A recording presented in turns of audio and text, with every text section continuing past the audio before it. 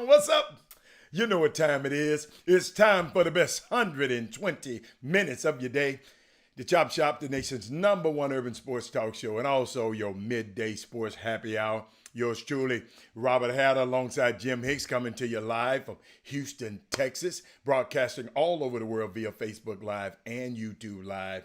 And it's Monday. Oh, it's a great Monday. I think we're going to have a special guest. Chris Walker will be in the building shortly. I think he's on another call, but he's going to join shortly. A lot of stuff going on this weekend. I can tell how when certain people get on the show early, I know what's going on. Hey, Kim, I enjoyed.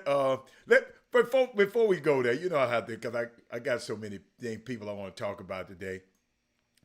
First of all, I want to shout out to the starting five. These are the first 5 people that signs up to the Chop Shop feed via Facebook Live or YouTube. And they are Chris Charles, Kimberly Jackson, who else we got? Rod Wells, Mindy Collins, and Thaddeus Moody are our top 5. And let's see who is this. Mate Cora is the 6th lady of the day. And but we also got Gary Sinclair, Corey Willis, Landon Ardwan, who was that? Daryl Anderson, Troy Callahan, who we got? Dale Griggs, Sonia Billingsley. You know I'm about to shout my girls out. Y'all, I don't care what y'all say. Dr. John Newsom is in the building. Franklin Paul, Matthew Burden from Atlanta, Georgia is in the building. Hold on, Matt. I got it now. I saw it. What's up? The con man is in the building. Sharon, and you it's a good time to share it. And y'all, and I'm gonna remind y'all, and I'm gonna constantly remind you, text, tag your friends and tell them about the Chop Shop. Just text them and say, man, I got something for you. Check it out. It's okay. Especially the last 5 people that have been texting you, text them and say, hey, let's watch the Chop Shop, and tell them to do us a favor. Go over to the, if you're a Facebook friend or follower, go over to the YouTube page. Con man, I don't know if you did that yet. Go over to the YouTube page and subscribe to the YouTube page. It's very, very, very important that we build up. We got to have the same amount of subscribers on YouTube as we do followers on Facebook. Let's make that happen, man. We can make that happen easily. And some of you have. And shout out to the people who have, but some of let's I don't never want nobody to not have an opportunity to do that. What's up, Brandy? Paul Miranda. Who else I got out there? Oh, Joe Baldridge. What's happening this weekend? What I know it's was a high school basketball. I mean, summer basketball. Shout out to I know we had some stuff going on in Houston, but I saw Big E had a camp. Shout out to him. He had a camp up in Dallas. It's called the Dallas Showtime Be Elite Camp. Was a team camp for his entire program, consisted of drills, games, and guest speaker. And the guest speaker was Ani of 5 State Reports. Paul Miranda came and spoke. Okay, Sam Lowe for Gasso, Chris Davis, retired professional player. He came in. His Big E brother, Stacy Houston, came in. Every player in the camp got an evaluation and will be sent to college coaches. Great. I knew camps usually happen in June, but Big E, hats off to you. When I find out stuff like this, man, y'all got to understand, anything that's preparing our young men and for just to do better in sports and entertainment, whatever we do. Y'all, it's so many avenues out here that our kids can be successful in. I got a letter. I just want to wait. I'm going to do it halfway because I want everybody to be on listening. I don't want to waste it. So share this show right now. I got a letter that was sent to our mailbox that's going to blew me away. These kind of letters is why I come here every day on time to try to make this thing happen for us and make sure we have a better listening and a viewing viewing experience. When I get letters like this, y'all got share this show. It's one of the top letters that I've ever received on this testimony. The guy gave a testimony. Let me finish. Chris Walker's about to be on. Hey, Jessica Brooks. Let me shout out to everybody. Derek Lane, my nephew is in the building. What's up, boy? Oh man, when I got people from Memphis, when your family watching, it's unbelievable. Shaquetta, I'm sorry. Hey, Mr. Ketchin, I'm still watching from my club candles in the man cave. Okay. Yes, but if you and Marcus, if you got friends that watch the Chop Shop, just make sure they can always watch it on Facebook. But I want them to be a subscriber on YouTube also. So if you want to go back and forth, I don't know, because I don't, they say YouTube offer a different feel to it. I don't know. I know you can put it up on your TV. And somebody sent me a picture that they had. Chris, I'm going to bring you in. I'm just shouting out to everybody before I bring you in. Somebody said JL3 is on the rise. I like that. Shaquetta Brown. Hey, Shaquetta. Okay, we're gonna talk about it. We're gonna wait till the basketball guru. He'll be here shortly. But we got another basketball. Hold on, y'all. We got Chris Walker. Chris Walker's in the building right now. And let me see, can I bring him in? Hadn't seen him in a while. There he is. What's up, Chris? What's up, brother? How you doing? Why you looking? Go put your glasses on, man. Put your glasses. You look like you're like you say. Oh, I can't see what's going. I got and ladies, for Mother's Day, Chris, I got Mother's Day for my ladies, Chris. Chris, how I am. Chris, I remember, if some people was trying to stop us from doing a Women Rock Wednesday, talking about it's not that, man, don't nobody support that, man. Let me tell you something. I want to start here first. A special shout out to Robert Ory on completing his degree at Alabama. So the Bama Slammer went back to get his degree a few years later, but he did it. Man, I'm so proud of it. He's a guy that in my career, my company represented him. I was with him when the famous time when he hit Danny Ainge with the towel. And people say, how did you he went from hold up, Chris, he went from throwing and hitting Danny Ainge in the face with a towel at Phoenix to getting a $42 million from the Lakers, traded to the Lakers and getting $42 million. So shout out to him, a great shout out. But let me tell you something. This week, every day this week, we are going to celebrate Mother's Day, okay? And guess what? Our friends at the Anthony Lawrence Collection, oh my God, he texted me the other day. He said, any mother that attended Xavier University in Louisiana, PV, Hampton University, Winston-Salem State University, FAMU, Grambling, Jackson State, Alcorn, and I'm gonna do this again during the show, and/or Southern University. We're gonna bless them with a few gifts for Mother's Day, and we're gonna do it. I mean, it's just, man, I just love to have partners like that on the show, Jimmy. I mean, not Jimmy, Chris.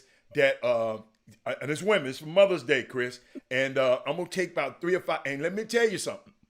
If you are in our database and order Chop Shop t-shirts, you are gonna be pushed to the front of the line. So if it's a lady, I'm just telling you, the Chop Shop, the people who purchase Chop Shop t-shirts over the time, they will be pushed in front of the line. And so if you know a mother, they just email us at chopshophtx@gmail.com.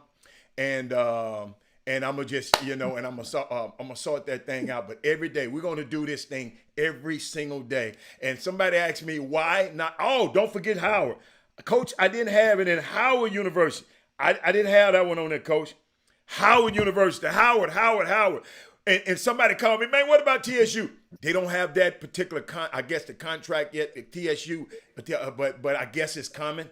But Howard University, let me put that in my notes so I can make sure I don't forget Howard. Matter of fact, I'm gonna put Howard first on the list. Hold up. Let me put it in my notes so I got it. So I won't ever forget it. Shout out to Howard. So that's what we got. I forgot. My bad. So that's Mother's Day. But hey, Chris Walker, a lot of stuff happened in sports over the weekend. A draft this weekend. Did you get a chance to see any other draft? Did you see any of it as young kids fulfill their dreams, playing football all their life, and they got a chance to walk across the stage again? It was virtual last year, but they got a chance to walk and shake Roger Goodell's hand, man. What do you think of it, Chris, if you saw any of it? What's going on? How you doing, man? What's going on? How you doing first? I'm sorry. I'm doing really good, brother. Good to see you as well, man. On another Monday, we're blessed. You know, I did get a chance to see a little bit of it. Obviously, I follow more of it online. And anytime these kids, as we said before, get to a chance to realize their dreams, I mean, what's better than that? Obviously, the other side to it is hopefully these guys, and how do we know, we visit about this often, that they have things in place. So it's not a lottery situation where, you know, they go spend all their money. Obviously, they're going to get it. I've tried to fight this because I do some of that other stuff with some other clients. Try to fight to get the watch, fight to get the car. You try to fight that all you want. You can forget it. That's a given. They're going to do that. Put a little money in their pocket, let them blow off a little steam. Because you know what? Quite frankly, they deserve it. Because it's hard. What they're doing is hard. Yeah. You know? Yeah. But once they idle down, really get them to a situation where they can start to, you know, become grown-ups, you know, very quickly, because that money makes you a grown-up. You know, and how do we watch Hard Knocks all the time, and it's not what people think. Yeah. Yes. It's a dog-eat-dog world out there, and just because you get drafted, past the first, second, third, fourth round in the NFL, it becomes very real that, you know, you could actually get cut. You don't make as much money as those people in the league don't make as much money as you think. And once they get past that guaranteed money, tell them how that works. People don't understand. Once you get past the guaranteed money, especially that first fourth round, first through fourth round, you start getting the fifth, sixth, and seventh, or you got to make the team. What's the minimum? I mean, it's no minimum. It's what you can negotiate. It's how well that team like you, and how it's just the lower you drafted are the less of the guarantees. It's just the lower you drafted. Like Marvin, it was talking about Big Marvin. He was. Let me see. I got some notes from Florida State. Yeah, from Florida State. You know, he was projected to be a top pick. And, you know, when he came out of high school, people thought he was going to be this and he was going to be this. And I had his information right here. But, I probably put it under Houston. But it's just so unique. This thing it just changes. And he was a free agent, Chris. He didn't get drafted at all.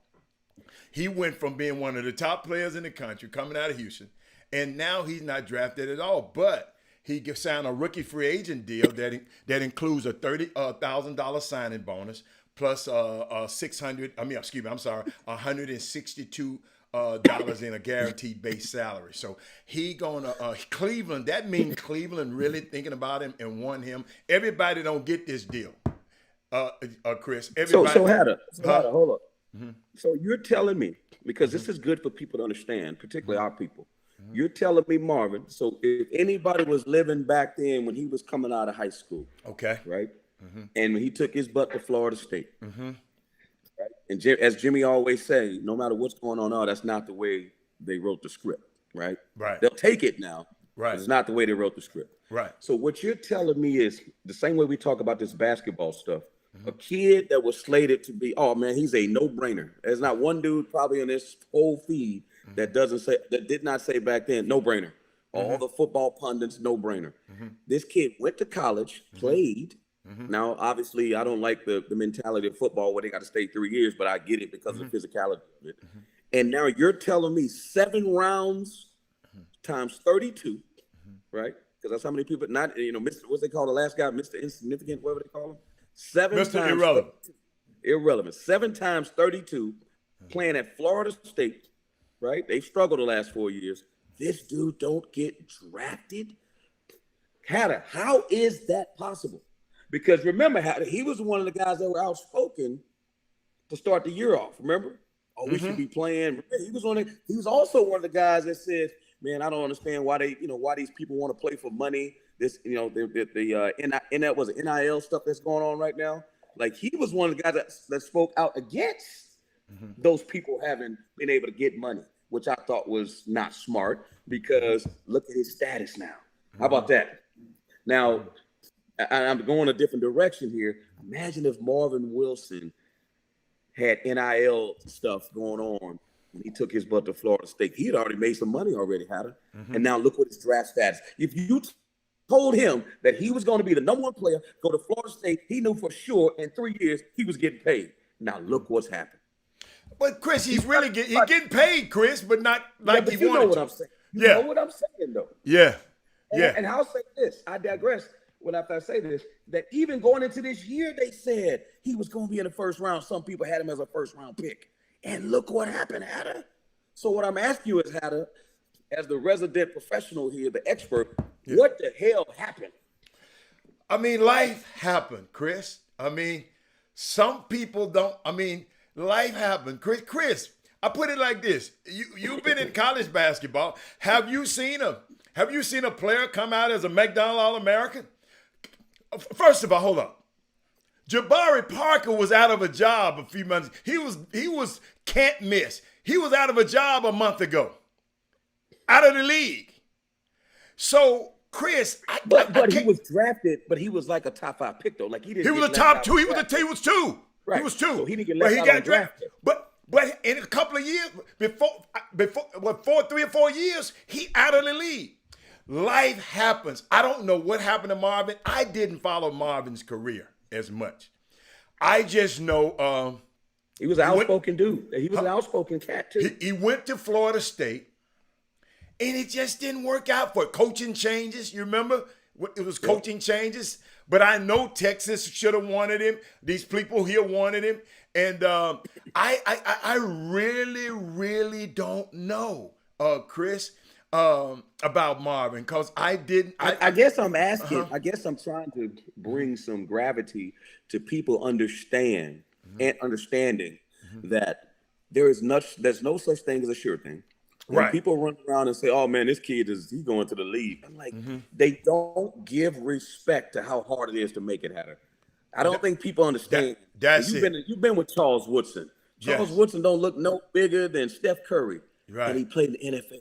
They don't understand. Them dudes got that it factor. They Hall got of Fame. dynamite inside. Hall of Famer, Chris. Hall of Fame. Yeah. But you walk up on, you walk right past him. Am I lying? Yeah. You walk right past him. Yeah. So if people, like, if somebody says something about Steph Curry, I'm like, if you walk, you'll walk right past him. Some of these guys are touched, if you know what I mean. Right. There's something different about those guys, and size and speed and all that. Tom Brady got something different about him that Drew Bledsoe didn't have. And Drew Bledsoe was a pro. Yeah. He was a pro. Yeah.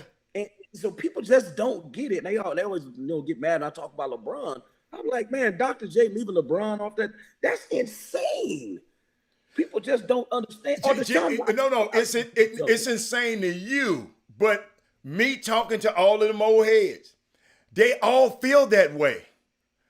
It's insane to you, but they all feel that way. And I mean, I don't feel that way, but I'm telling you, they really feel that way, because I've talked to them all the time, especially when the All-Star games and stuff like that, when you get a chance to talk to them, they really feel that generation, this generation here with this friendship ball, and half the league. Hold up, half the league is you on my roster, because my company that my boy own. You own the team.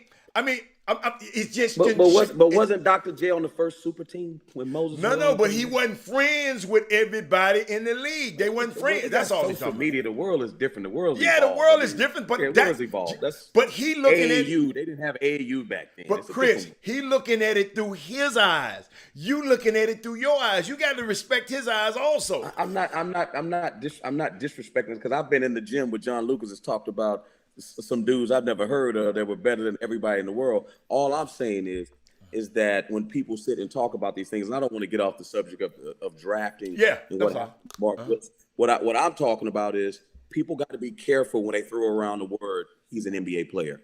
He's Yes. a can't pro. Yes. You don't have respect for the game. I was talking to somebody the other day because an NBA draft's going to come up as well. There's 450 players in the NBA. Yes. 30 teams, Yeah. 15 on each roster, Yes, right? sir. And forget about the G League. That's just another way to get you a little baby check so you don't have to go over there and get your Rosetta Stone. Right. What I'm telling dudes is, how many jobs on average do you think changes hands every year in the NBA? If there's 450 players, 30 first round guaranteed picks.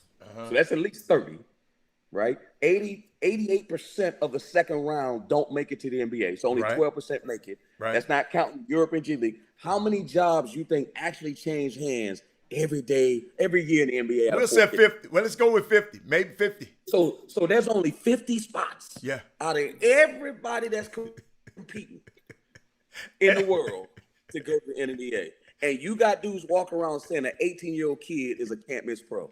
Do people understand? So I tell them all the time, Hatter, the lens of Robert Hatter. Hatter, anytime we got anybody on this feed that say some nonsense like that, other than Herb Baker, because he would know, take them and let them sit courtside with you one game. Yeah, I need Then you. they'll Yeah. understand what's really going on out When it opens back up, I'm going to Yes. start doing it. Yeah. Yeah, let them sit courtside with you and Yeah. be like, never say that again ever in your life. Yeah. You have no idea. The sorriest dude in the NBA will bust a whole lot of people's butt. Yes. The sorriest dude. Yeah, Brian Scalabrine proved that the other day. About a month ago, he in the gym, he in the 24-hour fitness, some young guys talking about, man, you ain't this and you ain't this. Man, he killed the boy. Brian Scalabrine, he was a bench rider supreme. Killed everybody in the gym. So, y'all, it's hard, man. We're having all these AAU. Every mama want their son to be a NBA player, Chris, and I know it. We had a couple of guys. We had little Jalen Waddle. He came out of Houston, went to Episcopal, played with Rick Nelson. With Marvin. Play with Marvin. Yeah, played with Marvin. And those two guys, they made it. But Marvin got a chance, though. You know what the unique thing with Marvin got? That the other guys who were drafted didn't get? Marvin, when you're a free agent like that, and you don't get Marvin is gonna be on a different second deal than anybody else. Right. See, like, let me help y'all out. Like, if you drafted in the first round, you're gonna be subject to the team for a while, at least 4 or 5 years. You know how they franchise after your years up, they franchise. Marvin is not gonna be under that. Marvin go free agent. He played this year out. He can do his next deal however he want to. Because his first contract is this rookie year, deal this year. So he gonna have a lot more left if he do well. But guess what? In football, it's a great chance you might get injured and you don't do well. Exactly. Okay. Okay. Yeah. That's what people like. I'm looking at Yeah. Rick saying it's better to go undrafted in the 7th round. That's probably right. But what I'm saying Now, he said what? he says it's better to go undrafted than to get picked in the 7th round. No, it's not. Because the team doesn't have your No, it's rights. not. That's what he said. No, I guess it's to your not. point, No, it's they not. don't have your rights. No, I'll no, let you speak. always want to go where you want it. At least somebody Right. want it. But these guys here, Coach, see, we have to get on the phone, Chris. Right after the draft, we had to. Let's say our guys didn't get drafted, we have to get on the phone and make somebody want them. Hey man, Right. Yeah, we got to. Hey man, I got this guy. I mean, people don't see that. They see the draft and it's over. But as soon as the draft over, we're on the phone to 3 o'clock in the morning trying to get these guys just to get them in the camp. Right. Marvin looked up and got a good deal. Everybody don't get that deal that Marvin got. Right. Marvin, they like him, but guess what? If All I'm saying is $200,000 to an NFL team is a drop in the bucket. Okay, pennies. Listen, man. I'm just telling y'all. They'll cut him and won't even forget about him and say, keep that little money and go on about your business. Yeah, but keep going, Jim. I mean, No. Yeah. No, you're right, and that's what people got to understand is that the only point I'm really making is, Hatter, that I want people to really focus on is that here's a kid who was a high-level player. I thought he was number one in the country when he came out of high school, and failed to not being drafted. 7 times 32 picks. That's how many people passed on him. Yes. That watched him play in the ACC. Yes. And watched Trey Lance go to North Dakota or South Dakota State. South Dakota, North Dakota State. Play against some dudes that wouldn't even be able to make the team and play Florida State. Can I help you? Number 3 pick. Chris, can I help you? He didn't play but one game this year. Unbelievable. Trey Lance played one game. Because they shut it down. One game. And hold up, Chris, not only they traded assets to get him. So let me pose this question to the Boom Boom Room. If that's possible, and look at Zach Wilson, they put something on the screen that blew me away. I don't know if it was Booger McFarland or somebody. I was watching one of those shows. Do you know against the top 5 teams they played against, none of which were in the Power 5 conference, he had 0 touchdowns and 3 interceptions, and they took him as a second pick in the draft. Which one is that? Oh, yeah. Zach Wilson. Oh, they love him. And I'm sitting there going like, hold on. They love him. But based on him playing against the best teams, I'm just telling you how they moved the goalposts. Well, his team is not as good. Hold on, what? I'm sitting there like, what? He played against teams that were not in the Power 5 and had 0 touchdowns and 3 interceptions. So, but when he beating up on everybody, that matters, right? It doesn't matter how good the teams are. And hold up. And there wasn't no question. He was going to be and they was unapologetic about it. It blows my mind.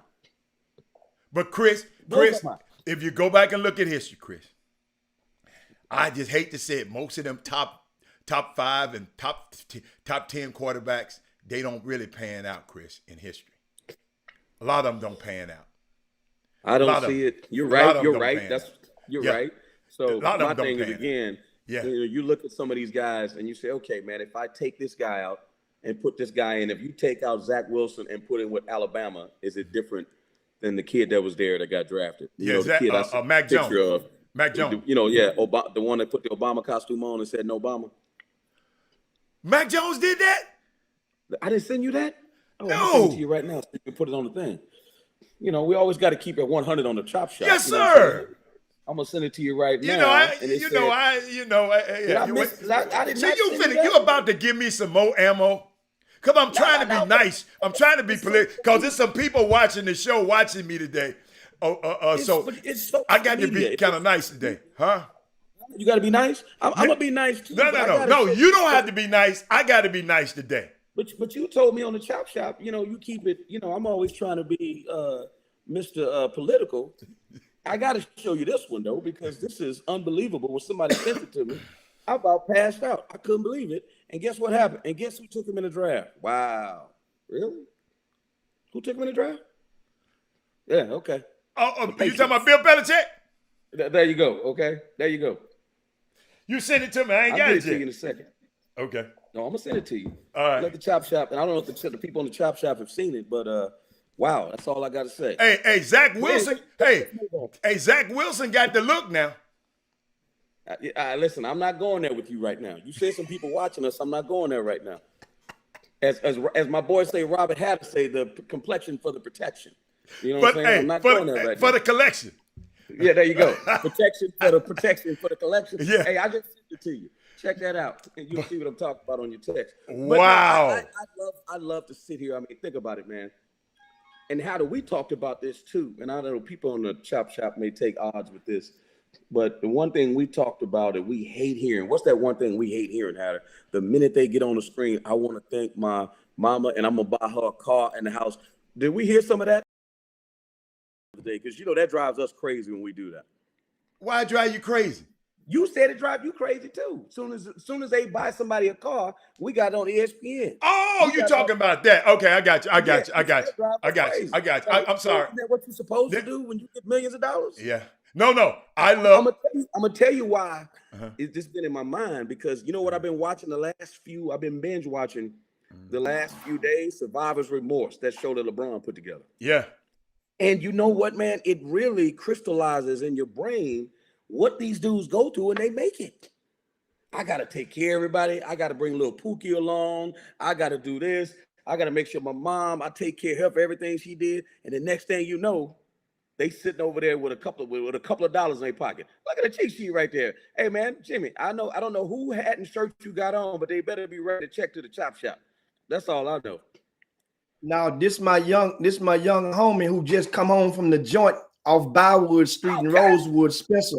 This little Spencer Riley, he was serving 23 years. He got home and doing 16 or doing half the sentence because of the COVID. They had a special thing in the feds. He come home, hit the ground running. I told everybody about him last week and start in selling shirts. I told her I went and I was gonna be talking about it. I'll be about it. I went and bought a whole rack of shirts and caps from him. I wear one each week to spread it on out, and that's what he doing. You might know little Spencer if you see him. Spencer, cool little cat. So that's what this is. It's called four OGs. Like FOR, 4 OGs. And so that means some people look at it and say 40 G's. Now 4 OGs. So shout out to little Spencer on his product. Hey, Chris, we were talking about we was talking about the draft, and you was talking about, but it was some unique stuff that happened in this draft, Chris. Some unique stuff. NFL bound, a guy named Kwity Paye.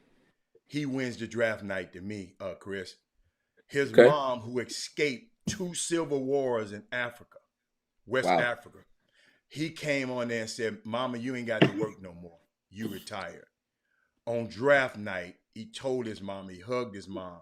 If y'all go look him up, young man, mom was mom just went through, she worked 2 and 3 jobs to take care of her. When they came over from from Africa and came to the United States, they stayed with people that had to work 2 or 3 jobs to take care of him and his brother. And went to Michigan, man, a beast. And the first thing he told his mom, he said, "Baby, you ain't got to work no more." Now, Chris, I understand it. I'm not talking. This not buying a house. I remember Deion Sanders when he got drafted. He told his mama, "Hey, you retire. You walk off that job." And the guys talking about Chris, he couldn't tackle. You know, in his Hall of Fame speech, they said, "Deion, you couldn't tackle." He couldn't tackle. He said, "No, I might have didn't tackle them guys, but I tackled every one of my mom's bills. She ain't had to work since I've been in this league." So, Chris, and I know you wanted to talk. I know you were talking about how some guys talking about my mama house, about my mom. But man, it's got to be liberating, man, to be able to even do that. I mean, be able to put yourself in a position to say, "Hey, man, mama, you ain't got to work no more." I mean, unbelievable. And I'm sorry. Well, it speaks to this. It speaks to this. And Jimmy and I grew up on the same street. I don't know if people know that. You know, on South Hall and Rosewood. So Jimmy was a guy that used to see me dribbling the basketball up, you know, having some dreams of where my life could go back in the day, right there across the street from his house. That's real talk, Hatter. And what I'm saying is, now I didn't just getting some drink. He told me the story, whatever. but keep going. Well, Tayo, you know what up. But for real though, the thing that we still tackle in our communities is poverty.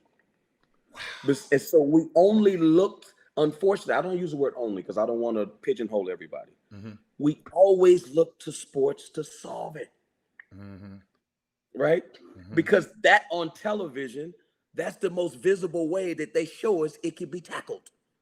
When it can be tackled other way. Hattie, you're very successful. You didn't play in the pro. You know them long socks with Bill Fitch. They cut your ass real quick. And Jimmy, you didn't play in the NBA. You're financially independent. Myself as well. There are other people. There are other ways for us to get there. Yeah, it's not 40 million, Hatter. Yeah. But Hatter, how many millionaires and billionaires you been in the room with? Tell them now. Yeah. You know what I'm saying? Yeah. And the same thing with Jimmy.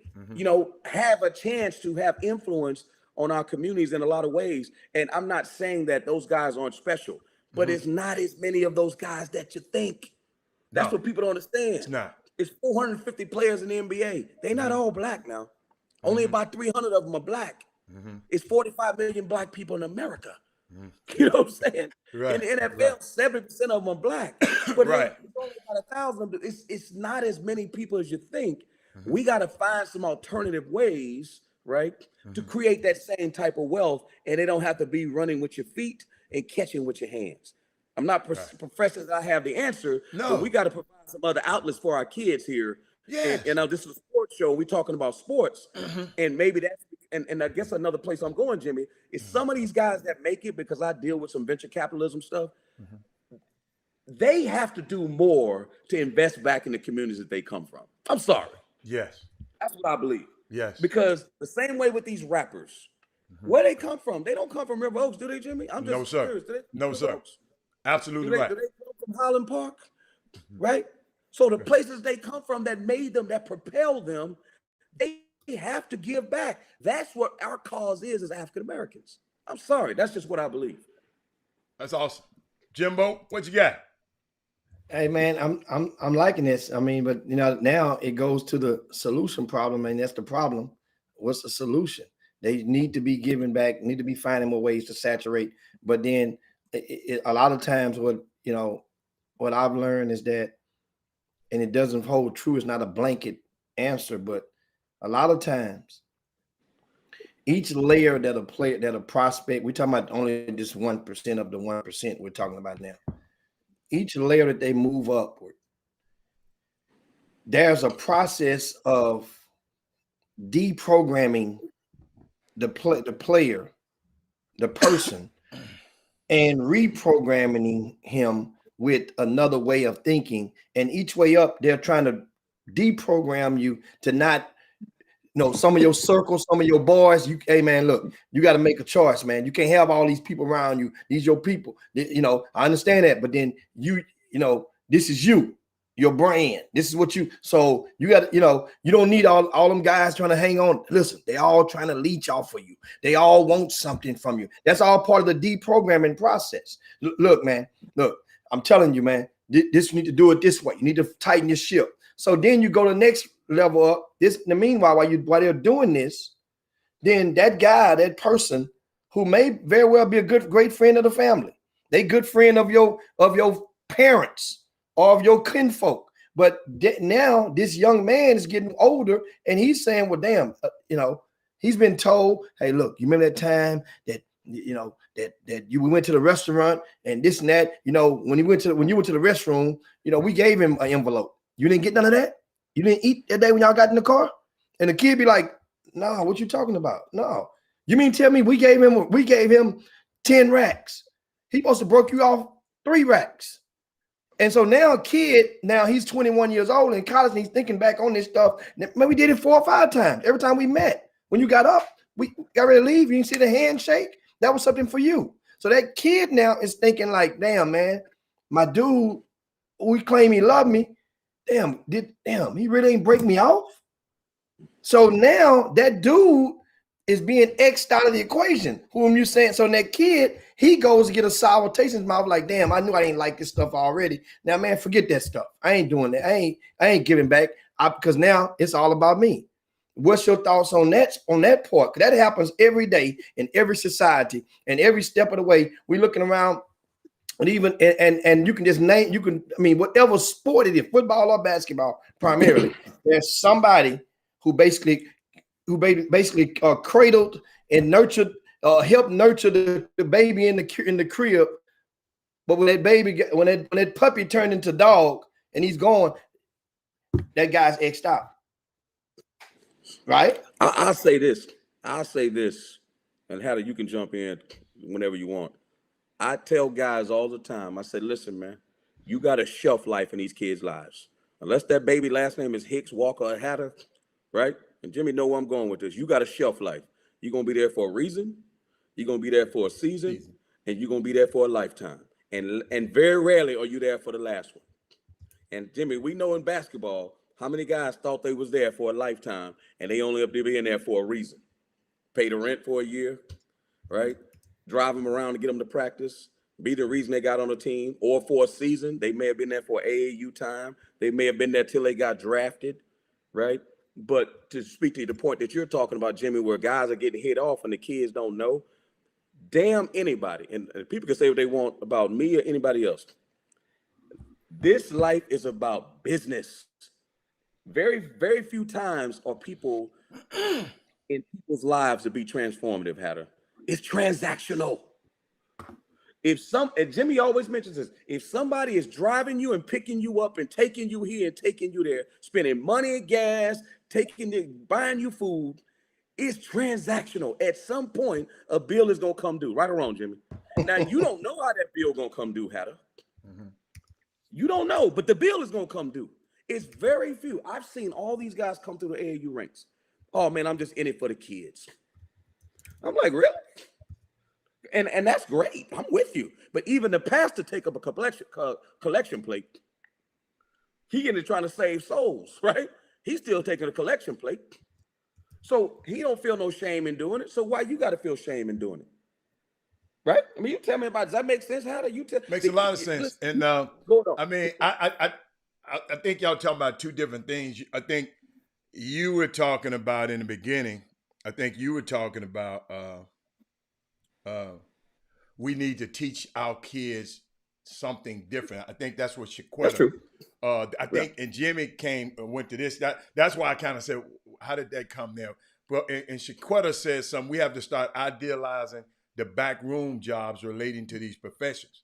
And on this show, I know if you've watched this show long enough, Shaquetta, I've always idealized even the industry that I'm in, that normally just to the last 20 years that black men were allowed to do, be in the room, in the sports agent room and stuff like that. It's just only, and we got to start, but that's not what we see on TV all the time.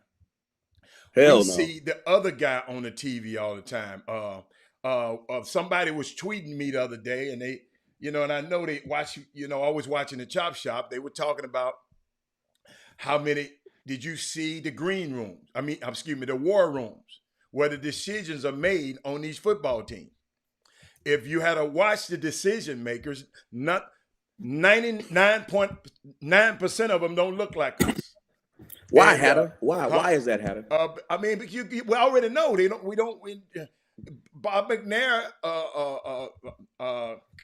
what's his name? They're gonna hire people. Hire who they around. People get mad. The people they hire who they comfortable with, and most of the time, them people want to be comfortable in that room. All those people that they all cool with each other. If I was that, I respect that. We're the only ones that, why I respect it? We the only ones that we can have the power, but we allow everybody else in. They got the power. They bring in who they want to bring in, who they're comfortable with. I can't get mad. So how does that dynamic change then, Hatter? Because I had this conversation with a media person. I won't say who it was. I say, in order for me, because I'm on the talent side, if you watch the game, that's talent and that's play-by-play, right?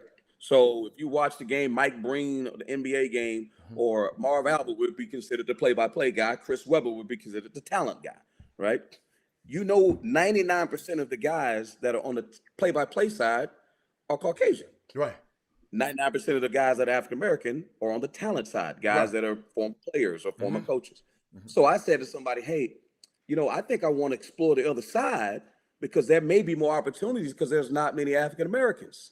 Now, what that entails is somebody on that other side getting less opportunities. But it also entails whoever the higher ups are, make it intentional that they want to see more color on that side. Very difficult because you got to take away from those other guys because there's only so many games. So in that green room or that in the war room, restaurant, or the war room, or in the NBA or football, that means that they have to be intentional about saying we need more people of color in this. And the thing that bothers me, how can 70% of the players that play, right, be African American, but when it comes to management, only 20% are African American? So where's that transition? Chris, Because I'm gonna tell you what I'm gonna say, because I got me and you something- talked hold about hold this I on got the show, something. but the people who just tuning in today, Chris, the war room is the house. What did the man tell Jim Brown?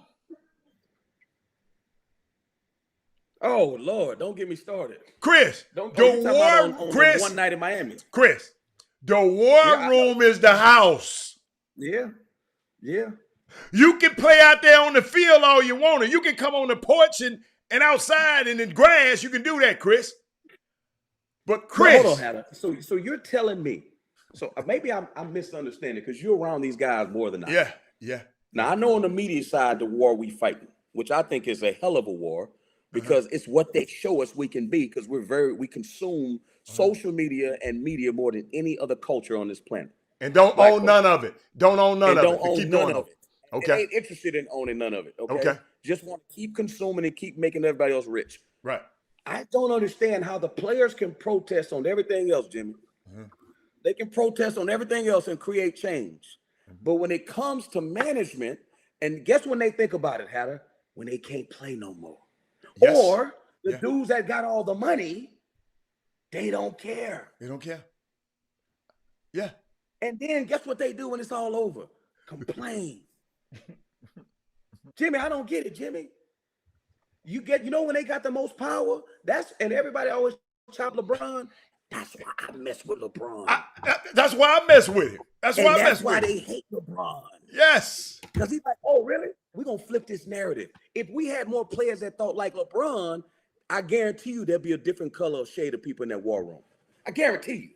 But I know. But guess Step in what? the right direction. Hold up. The war room on the team he works for. It's terrible. It's Lily Not White. one. Yes. Not one. The war room he works for right now. Let's get LeBron on the chop shop and ask him why that's the case. I'm down with that, challenging those people. Yeah. I'm down with that. And Chris, it's a unique dynamic, Chris. But Clutch Sports technically works for the Lakers. Let's get that straight. I mean, the fact. Yeah, but I'm talking about the GMs. Rob Pelinkas and the Jeannie Buses and their You're board of right. directors. The black one, Magic is gone. So let's ask the question. Let's further that discussion. I'm looking at the feed. Jimmy, you tell me why that's happening, Jimmy. Why is it that the Lakers have a powerful force like LeBron James that's into social activism, right? That builds schools, always the first one to tweet whether it's good or bad, and you don't have the presence of mind to at least hire one person in the Lakers front office that's a person of color. In Los Angeles. Understand, when they did the last round of furniture moving in the Los Angeles Lakers organization, Kobe Bryant was just going into the retirement phase, and he still had a voice with ownership, and Kobe Bryant co-signed his agent getting moved into the front house. Of course. With the Lakers. We talking about So understand. So if Kobe Bryant, he co-signed him. If Kobe Bryant would have said move Nico into the front office, they might have listened to him. And move him. Kobe Bryant chose to move what guy. That's what we're saying. That's what Chris saying. Well, why didn't Kobe do it? Why don't LeBron do it? Understand? Well, LeBron is not. He just got there. You just got here. I'm talking about in this program. Now, if LeBron wanted that, he could have. When you know how it is, when you first get a new job. Yeah, but he's the most powerful man in the NBA. When you first get a job, any job, you guys know this. Chris, you very well know this. You've been in different situations in college campuses all around the country. When you first get that job, Chris ain't had that kind of juice. A cherry wood desk in the negotiations, and that's the deal breaker. You say you want that on hire, you getting that. But Chris, no. Before he even got there, Before LeBron even said I would have came, that's the time he had the leverage. Yes, that's what I'm Before talking he about. came. Exactly. When up on high, whatever you want, you better ask for it right then. So before he came, why didn't he do it then? But obviously, LeBron's point of emphasis for himself, obviously, looking back on it, was to get his guys in place with the Hollywood sector, because that was all part of the lure. And he got one in place over here with a movie deal, so that was obviously more so for him. Jimmy, that was all happening 3 years before he came out there. They guys were already entrenched in Hollywood. And LeBron came after that. Somebody asked the question, what's the subject here? The subject is, how do we get more African Americans in the front office? Yes. And what I'm saying is, the players, they don't use their power. They use their power to move and get money. They use their power to change teams. But the thing is, the reason why I think there's so many bad draft picks is because you got dudes that never played in the NBA doing all the drafting. You got people that have no association with the NBA that are making all the decisions. So if they only hire their buddies from MIT and they start from being analytic guys, then all of a sudden they become the coaches of the team and they become the GMs, that's what you're going to have. So guess what? They realize too, whoa, well, we got to be careful. We can't hire too many of those guys, because guess what they're going to do when they get the power? What Troy Weaver going to do when he get the power, Jimmy? He going to hire guys he know. Exactly. So they're going to box you out. But then, okay. On the player side. Okay, but on that same topic, that same point you just mentioned, the scenario, if and when Troy Weaver is actually climbing the ladder every so often, every couple of years. Well, guess what? Remember what this conversation came up shortly after the Super Bowl, when the Tampa Bay Buccaneers won the Super Bowl and their head coach had a predominantly black support staff in the offensive coordinators, defensive coordinators, supports, and assistant coaches, put it like that. And over the Pittsburgh Steelers, this black head coach who's been fighting the power, it felt for years. Remember, it came out that he had never ever hired a black as an offensive coordinator or a defensive coordinator his whole tenure as head coach with the Pittsburgh Steelers. So and then somebody broke it down like this, say, well, damn, a lot of black people, when they get into a position of power, could it be that, well, not could it be, basically they charged them with it. They say they go out of their way.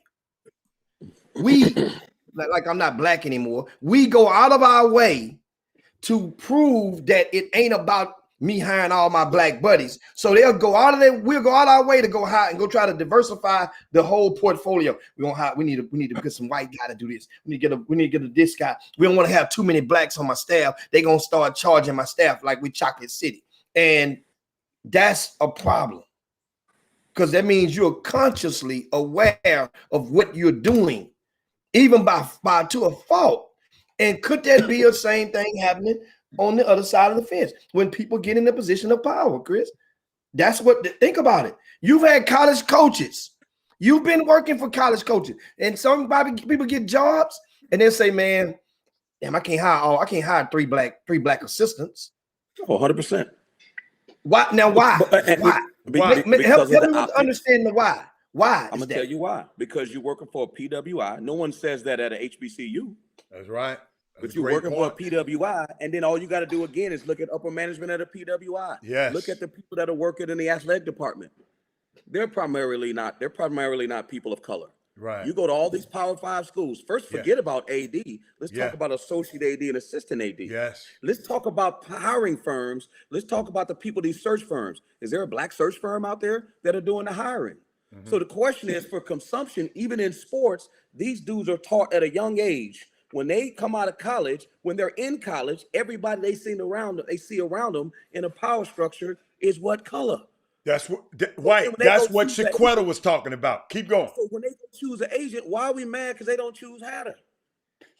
Because they've been trained to choose and to be like, hey, everybody in a power structure doesn't look like me. This is the way it's supposed to be. Yes. So guess who has the power to change that? I'm going to, again, digress. I'm going to take it down to AAU. Jimmy, You're the guru. When it comes to the highest level players in AAU, the programs and coaches are primarily what?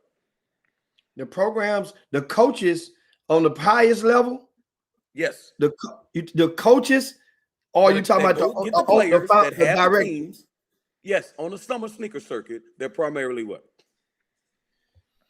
It used to be predominantly white. Now it's probably I mean, probably I half get you. You may half. talk about Hal Pastner, who has a program but ain't interested. But he I'm not wasn't the talking about coach. I understand. Yeah, I'm talking about the guys that are controlling the show, right? And around the country, if you go sneaker team by sneaker team, they're primarily what? white. That's controlling the show. I would say black. The guys that are running the shows, the Chris Walkers, you go to But Dallas. you just mentioned the Hal Pastner. No, he just threw that name out there. He said he just threw that name out He's there. an outlier. Hal's Just an go outlier. around. Just go around. The director of the program, or are you talking about the guy who actual is guy on the making sideline? decisions, the guy who is the guy that people go to that's calling the shots, not the guy that they write the check to, not the guy that get the check. Okay, that's what I'm saying. Not The the director of the decision maker. program. Okay. Yeah, not the Decision maker. So Okay. that's mean that would be the guy would be a black guy that would be in control. In control. But he's So not in now control. He's not in control of the money. I get you. I don't care about that. But he's in control of the decision. So where they end up going, right, he's going to make that other person, wherever they going, get them more years on their contract, et cetera, et cetera. You see what I'm saying? Okay. So even then, the sneaker companies are complicit in who they give the money to. How about that? Because if you're telling me that the dudes that run the show, because it's the same way in college, it's the same reason why they hire an African American on staff. Well, we need him to go in there. It ain't just to diversify the staff, because somebody got to go into CUNY Homes, Jimmy, and it ain't Jimmy Bob. Okay, you can't send Jimmy Bob to the CUNY Homes. Right. That ain't gonna work. Gotcha. You know what I'm saying? I recruited Isaiah Rusher. When I recruited Isaiah Rusher told me, I was at New Mexico at the time. You know what Isaiah Rusher told me? What's that area over by my brother's barbershop? Right down the street in Cashmere Garden. Right across from the old bus station. That's Gulf Coast Arms. Gulf Coast Arms. You know what he told me, Hatter? He said, Coach, you know, you my boy, I love you, but don't wear that red up in here when you come into this little project, this apartment complex, and park around the corner. That's real talk. That's what people don't understand about recruiting right there. That happened. And I'm from Houston. And that happened. Coach, don't come here wearing that New Mexico stuff and park around the corner, and I'll come get you. In the same situation. It was rough in that. It was one way in, one way out in that place. But this is what people don't understand about gangs and stuff, and it makes me laugh. The same dudes you see rapping is the same dudes playing on the NFL field. I don't understand this about people. If the rapper come from the hood and been around drugs and craziness, why you think Lil Pookie playing for the Detroit Lions ain't seen the same thing? Hell, am I right or wrong? Explain that to me. Chris, but right before pandemic, I was at a meeting for one of the top football players in the country. I came to the meeting. I don't know if I told this story. Nice little penthouse in Atlanta I went up there. Chris walked. I never did this. This ain't never happened to me before. Everybody in the whole place had a blunt in their mouth, and I'm talking, Jimmy, I'm interviewing everybody except the player and me. Everybody, Chris, I was waiting on somebody to kick the door in, and y'all was gonna see me on the news. I promise you. It was that tense. And Chris, I had to be a professional. Jimmy took my paperwork out and went through it. But Jimmy, hold up. I came in there, it was cold as hell in Atlanta. Jimmy, I had on my nice cashmere coat. I promise you.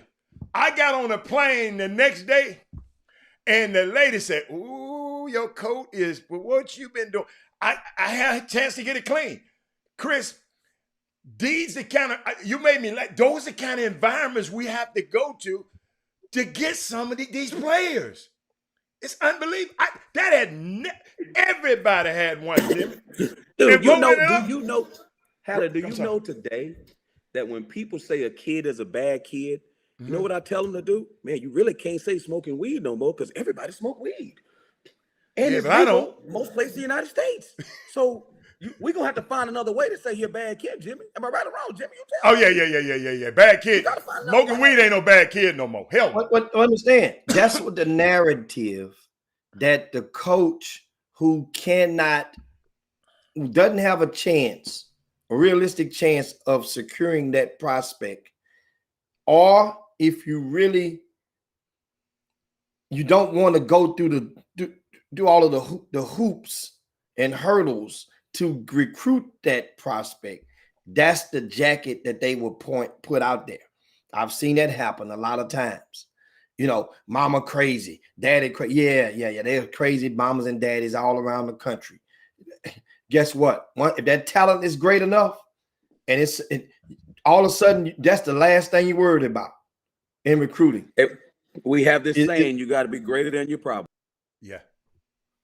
So that's, let's go. It's great topic, Chris. Can we take a break at any point? Can we Absolutely. take a break? Chris, you need to wipe your crutch. You're sweating up there, baby boy. I see you sweating. Look, I got my light on me because you told me. Oh, okay. Yeah. No. But we're going to take a quick break, man, and come back, man. I mean, this is great. Jimmy, this is a good time to share the show. And if you're on Facebook and you have not, because I got an announcement. I want to read some when we come back. If you're on Facebook and you follow our friend on Facebook, make sure you go over to YouTube and subscribe and hit the bell so you can get the notification. But Chop Shop, we'll be back in a minute. Let me find us something. Back in a minute. Chop Shop, we'll be back.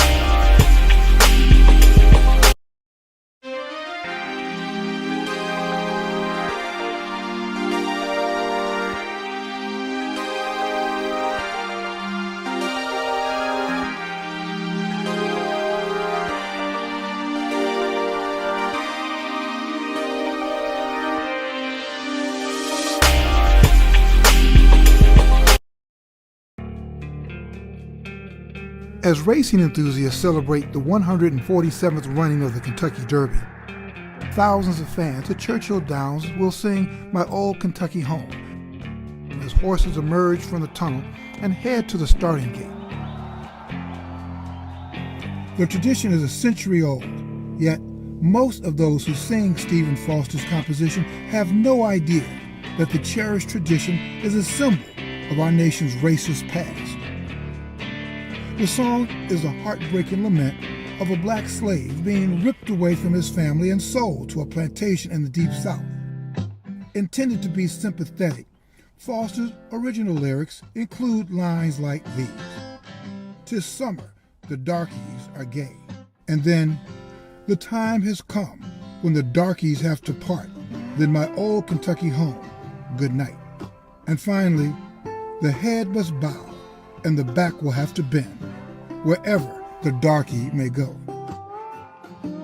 My Old Kentucky Home became a Derby tradition in May 1921, the same month that 36 African Americans were murdered by white mobs in Tulsa, Oklahoma. 7 years later, it became Kentucky's state anthem. The song has been sung year after year, even as African Americans suffered brutal repercussions in their fight for freedom and justice. In 1986, the Kentucky legislature replaced the words darkies with people, adopting a whitewashed contemporary version. This year's Derby is being held 5 miles away from the Kentucky home where Breonna Taylor was murdered in her bed by Louisville police. The institution of slavery is a permanent stain on our nation's soul, one that cannot be erased, only treated and allowed to heal. Time-worn, outdated traditions like My Old Kentucky Home, no matter how well-intentioned, do not facilitate healing. Like monuments and statues of Confederate generals, the Derby anthem is another symbol of white supremacy that must be vanquished. It's time to shudder, my old Kentucky home. Welcome back to the best 120 minutes of your day. The Chop Shop, the nation's #1 urban sports talk show, and also your midday sports happy hour. Yours truly, Robert Hatter, alongside Jim Hicks, and the great Chris Walker is in the building today. And Chris, as promised, I got a mailbag that I want to share with everybody because this is going the top 3 of my all-time mailbaggers. Young man wrote, he said, I've been a loyal Chop Shop listener and supporter since day one.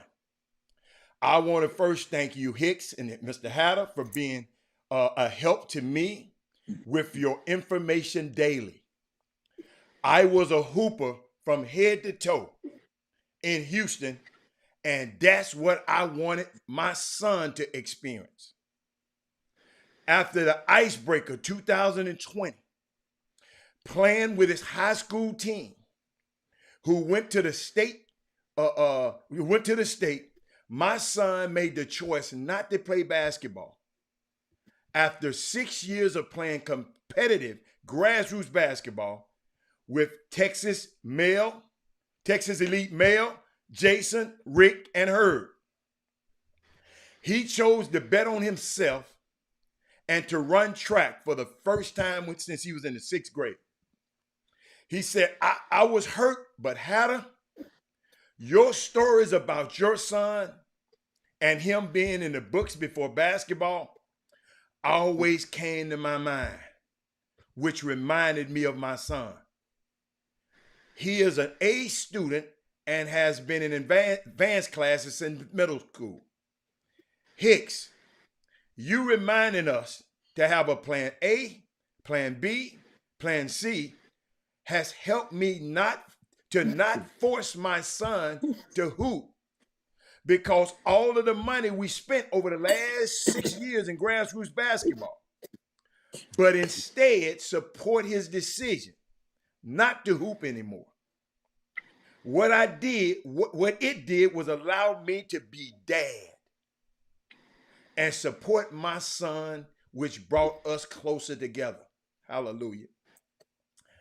So he excelled academically and has been offered 3 academic scholarships from Xavier University, Loyola New Orleans University, Texas Wesleyan University. But the bonus is he is a state champion in track and is waiting to hear from more colleges.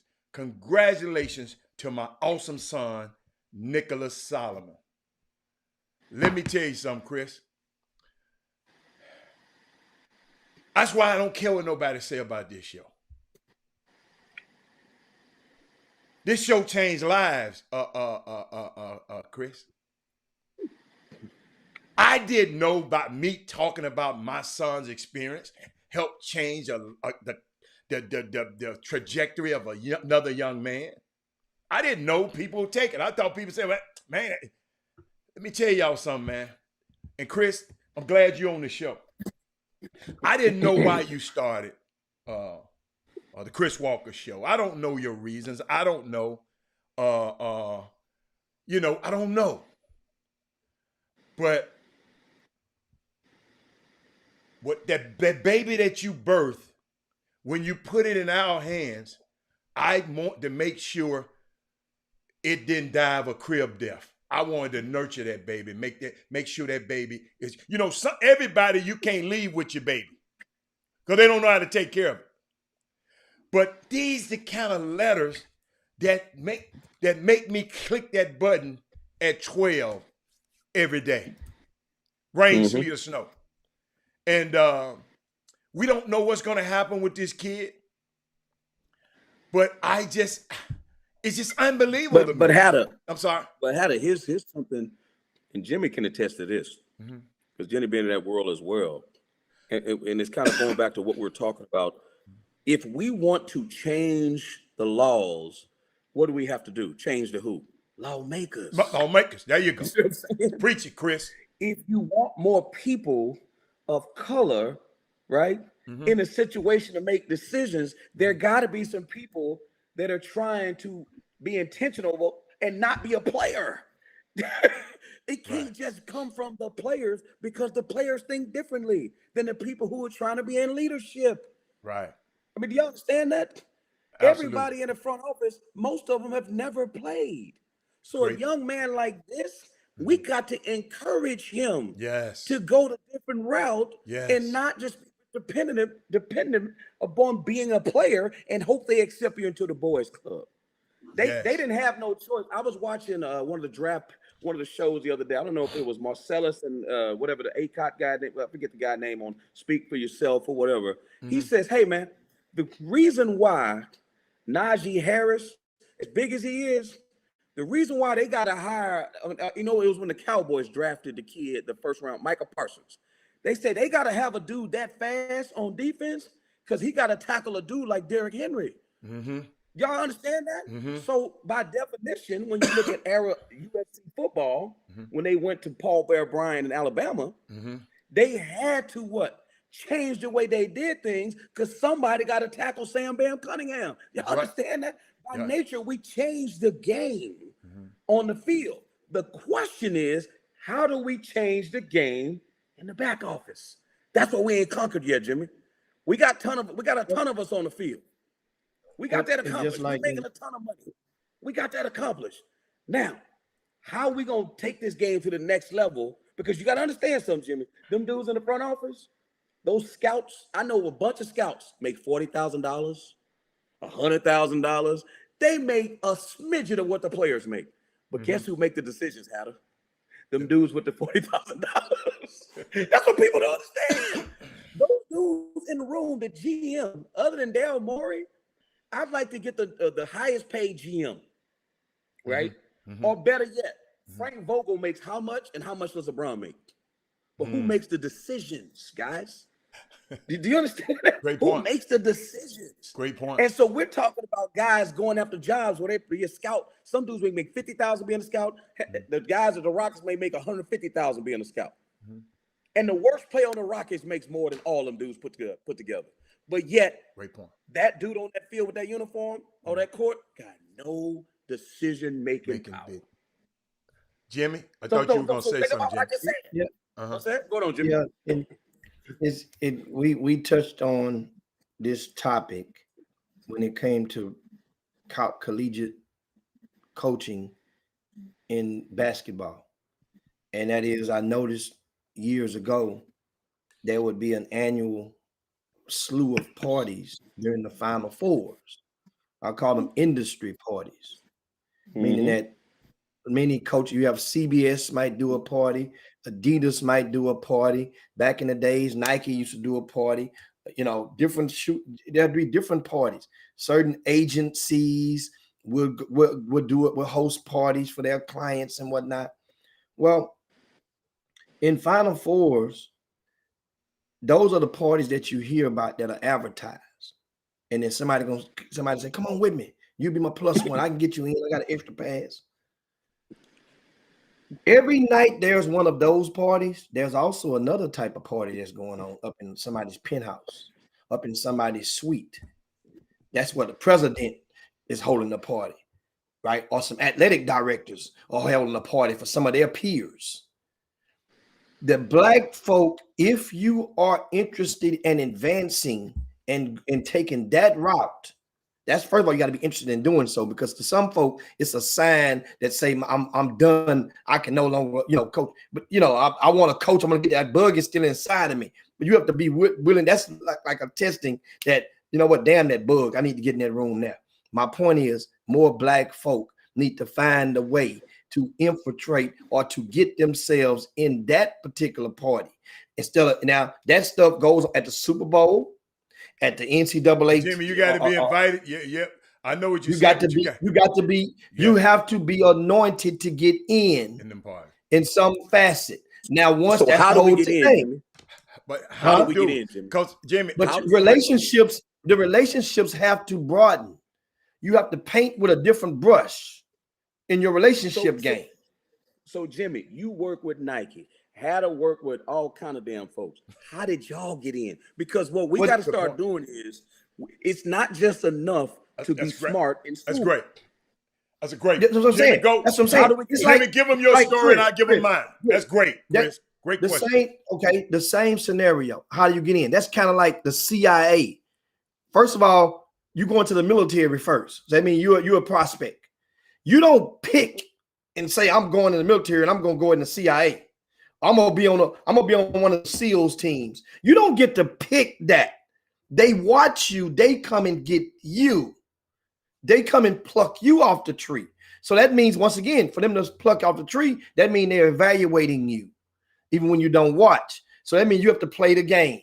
Now, me per se with the Nike thing, it was just came. First of all, just being sometimes it's better to be lucky than good.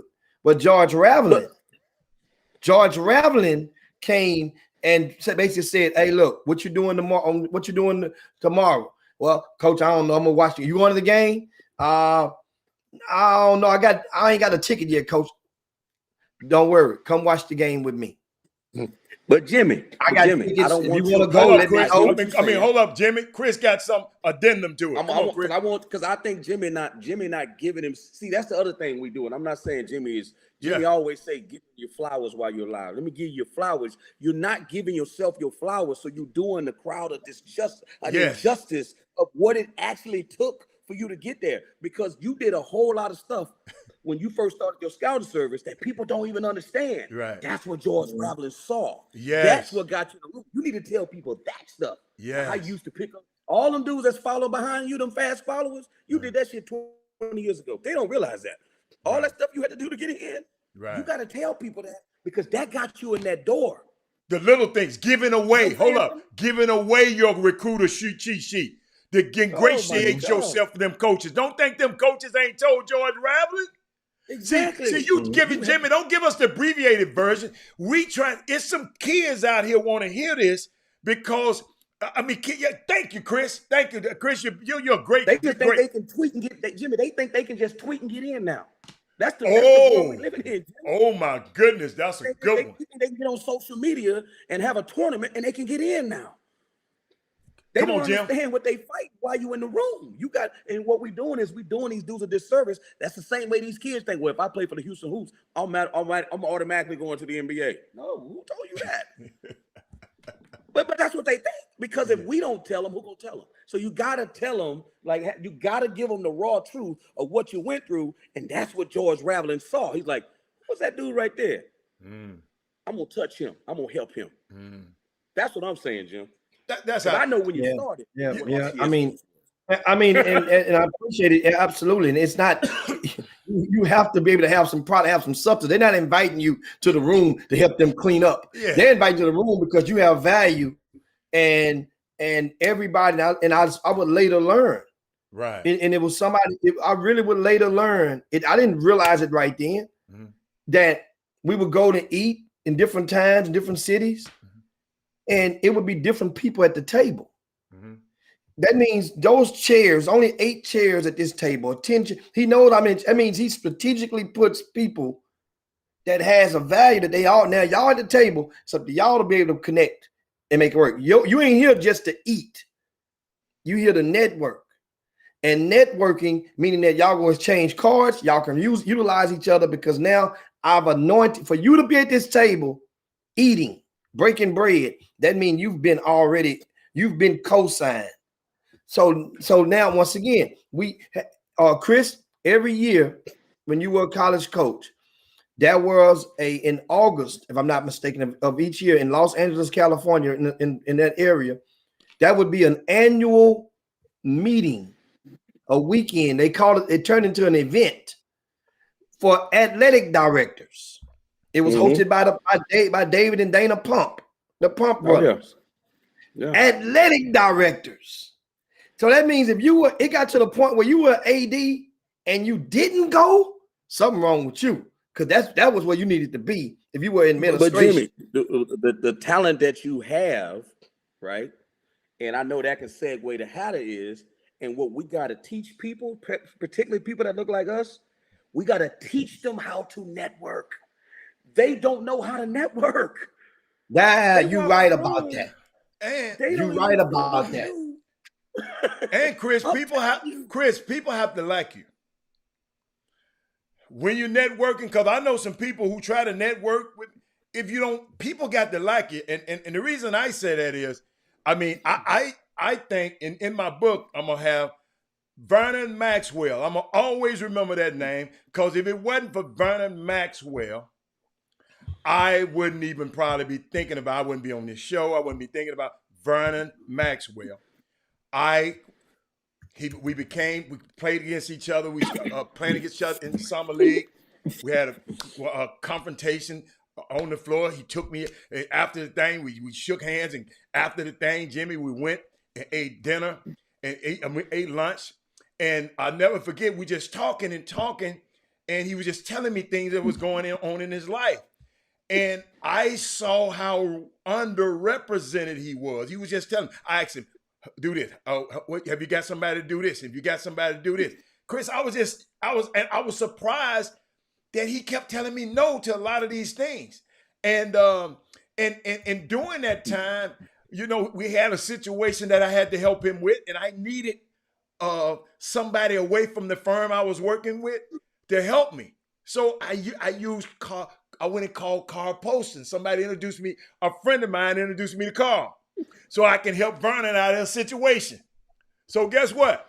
Then me and Carl became friends, relationships. Some people got to like you. Me and Carl became friends, and the rest is history.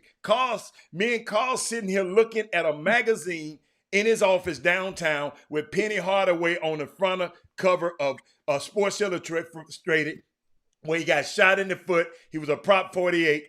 And at the same time, his brother in Detroit looking at the same magazine, because I guess the magazines come around the same time when you mail them. And we just talked. And then they said, Robert, you think you know this guy? I said, let me tell you something. I get them. He know of me. I don't know Penny yet, but he know. All I need to do is get to Memphis. I went to Memphis. The rest is history. But a unique thing is who people got to like you. And the reason I say this, Chris, when my son first graduated, he took a job with this company out of college. And he kept telling me, Dad, the CEO of the company, I didn't know who the guy was. He told me to Google him. He chose me as his mentor. So guess what that meant? He had to like Robert. Robert been doing something that made him say, I want this little black boy from Houston, Texas, from Cornell University. I'm the CEO, but that's who I put my hand on. He worked this company, still, him and the guy still in relationships, work with each other right now. I look at the news last week, and I call you, Chris. Y'all saw where A-Rod is about to buy a basketball team, Jimmy's friends, the Minnesota Timberwolves. But a lot of people didn't look at the second name. A-Rod don't have the money. Mark Lowry has them. That's the guy who's been my son's mentor for 5 years. What if, Chris, and I put it in him, you speak Mark Lowry's language. Mark Lowry don't know nothing about basketball. You are this how this stuff work. You put yourself in a position where Mark Lowry need to act. Robert, I'm buying this team. I know me and you working on this company project over here, but I'm buying this team. I need you to help me. And I'm posturing him. These are the steps that we have to do with not just our kids. I mean, this just happened to Robert, but these are the steps, those steps you talking about, Chris. But Hatter, this happened. Mm-hmm. This happened again. Mm-hmm. I was telling somebody the other day, like, you got to have vision to see beyond what's going on right now. Right. Some people can only see their hand in front of their face. Some people can see in the dark, though, bro. They superhuman when it comes to vision. Mm-hmm. And what I'm saying is, that decision for him to be with Mr. Lowry, that started when you said, I'm going to send my son to Cornell. You didn't know it then. I know. What it was going to lead to. Right. But that decision started then. And that's what people don't understand. They want instant gratification right now. We're not willing to invest in anything unless it has a quick return. So guess what happened? Fast forward to now, look what happened. Yeah. A venture capitalist understands the word venture. and then you add AD on the front of it, it's called an adventure, which means you may go on a wild ride and lose your money. Yes. But 1 out of every 10, that one that you hit, you may be a billionaire, a venture capitalist. But we're afraid to venture. We only want to put our money under the mattress, Jimmy. Jimmy one of them mattress dudes. You know what I'm saying? But Jimmy both. Jimmy act like he a mattress dude, but he both. Okay. Yeah. So what I'm saying is we gotta show people. And Jimmy always say solution. How do you network? How do you walk in a room where you don't know if you're supposed to eat with the big fork or the little fork? This spoon or that spoon? You know? Well, what glass am I supposed to drink the punch out of? What glass? Well, is this a Chardonnay or is it or whatever else? You know what I'm saying? What a Malbec. You know, we in the rooms, or it's a Malbec. Like you don't know. You know I used to fight that stuff, man. I'm telling you. But if you want to be in that room, yeah, you better learn it. That's a hell of a Because room. as soon as they know you don't know it, they had this saying one time that, and I'll be real quick about it, that back in the day, they would you can tell someone was royalty by the clothes that they wore. That's why I always say black folks have a peacock mentality like Chicken George, because Chicken George, if I give me a hat and I get me a jacket, at least I don't look like these dudes over here that make me better. Yes. That's why black folks always want to look clean everywhere we go. Yeah. Dressed to the nines. Yes. Because visualization is a big thing about us. Big car, big house, we made it. Not money in the bank, not stocks, big car, you know, the instant gratification. Right. Well, they had this thing, they call them the serfs, which were the poor people. They would go and try to overtake the royalty. And once they overtake them, the first thing they took was their clothes. And then they would try to go out and pretend they were royalty. But guess how those people found out they weren't royalty when they walked up to other royalty? They could tell by the way they spoke. They can tell by the way they ate that they weren't royalty, even though they looked the part.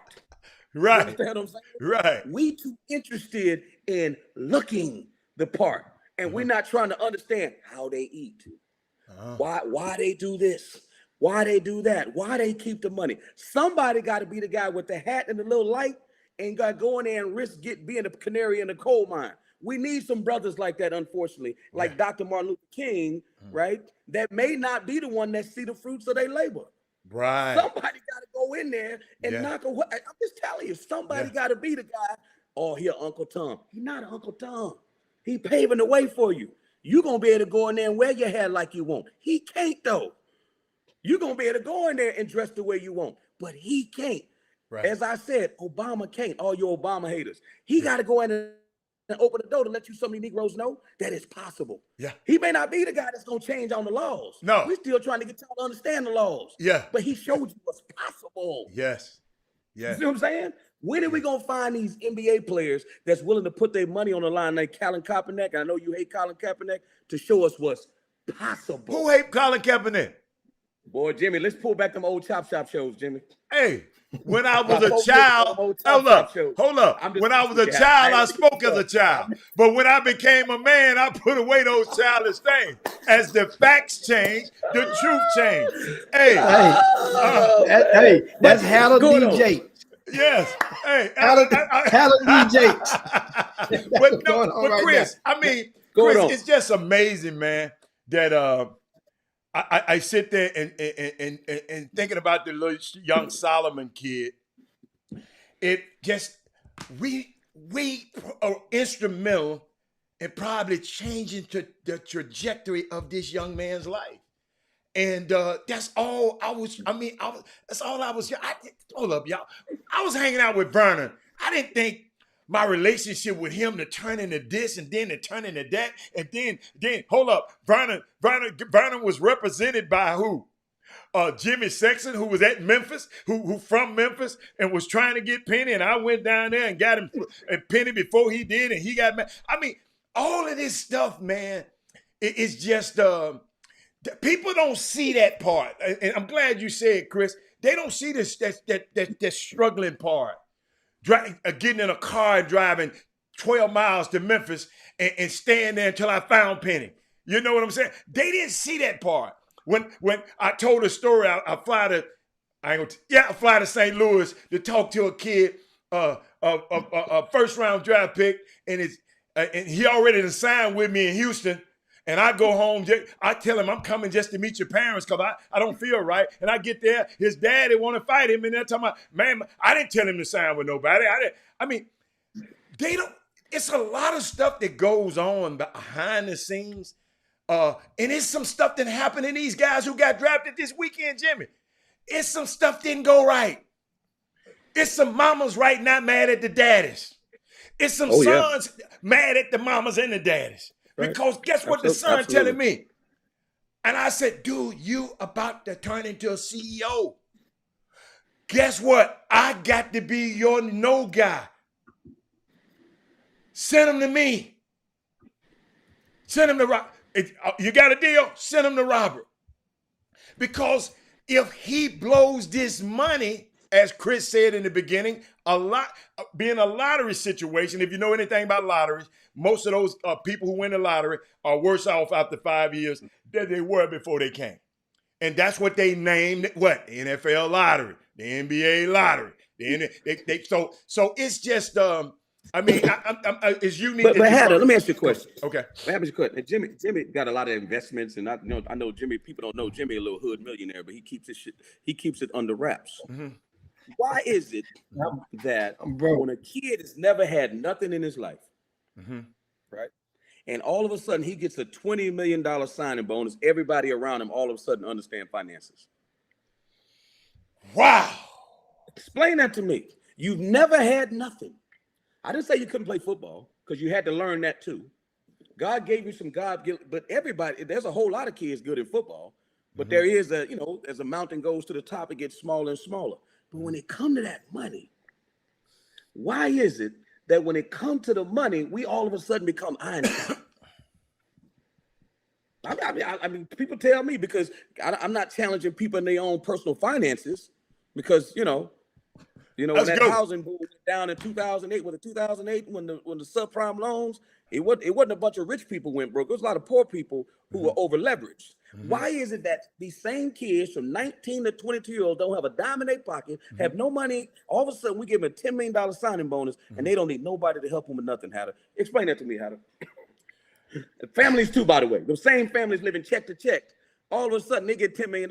They don't need nobody's help anymore. They understand how the finance system works. All of a sudden, they understand how taxes work, how insurance works. They understand, capital gains tax. They understand all that stuff. All of a sudden, they understand it. I mentioned a capital gains tax last night to a dude. He looked at me like, "What's that?"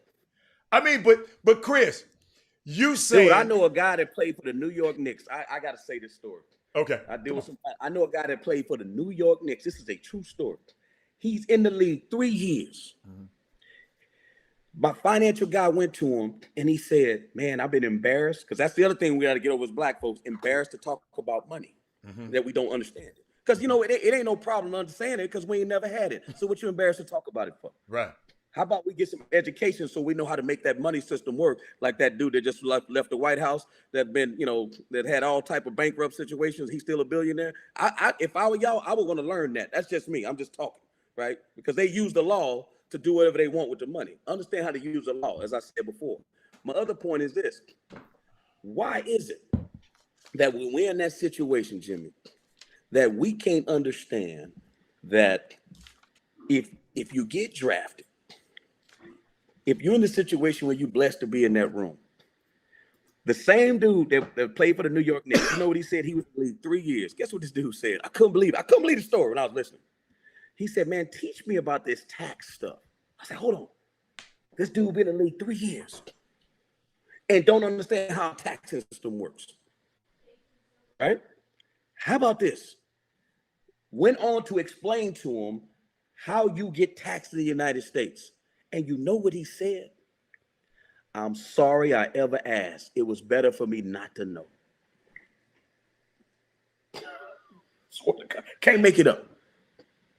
Instead of him saying, oh man, let me find a way to maximize my dollars to figure out my, this jockey tax and how I'm getting charged when I go to every state, or how I get charged when if I play in Toronto, or if I can get me some tax shields or some insurance policies, or figuring out a way, Jimmy, to maximize my money the way other people with money do.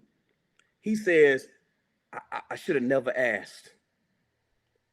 It ruined my day. Ignorance, man. I'm just telling you, bro. Ignorance. That's what we're dealing with.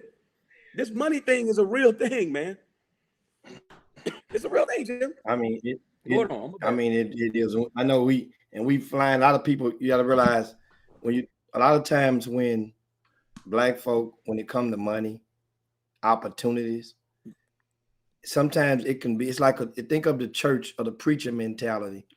A lot of ministers may have great messages, but sometimes the delivery can close the ears of the flock.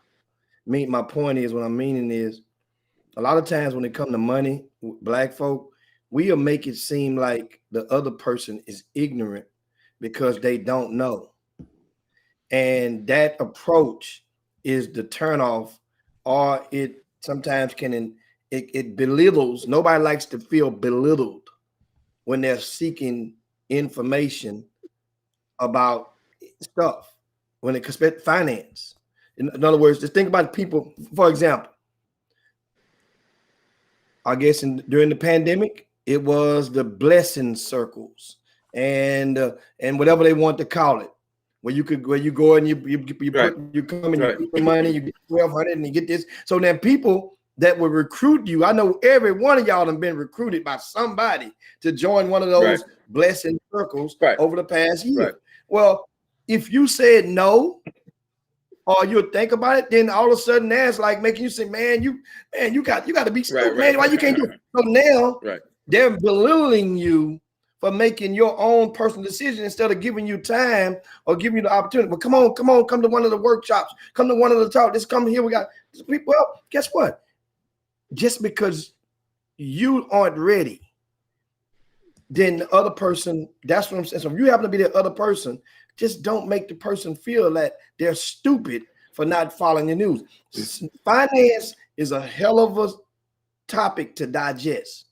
A lot of people got to start. First of all, Chris, a lot of people got to start with 101 with this stuff. Oh, no question. It goes with saving. I mean, I've been in stores and I got in my cell phone pictures.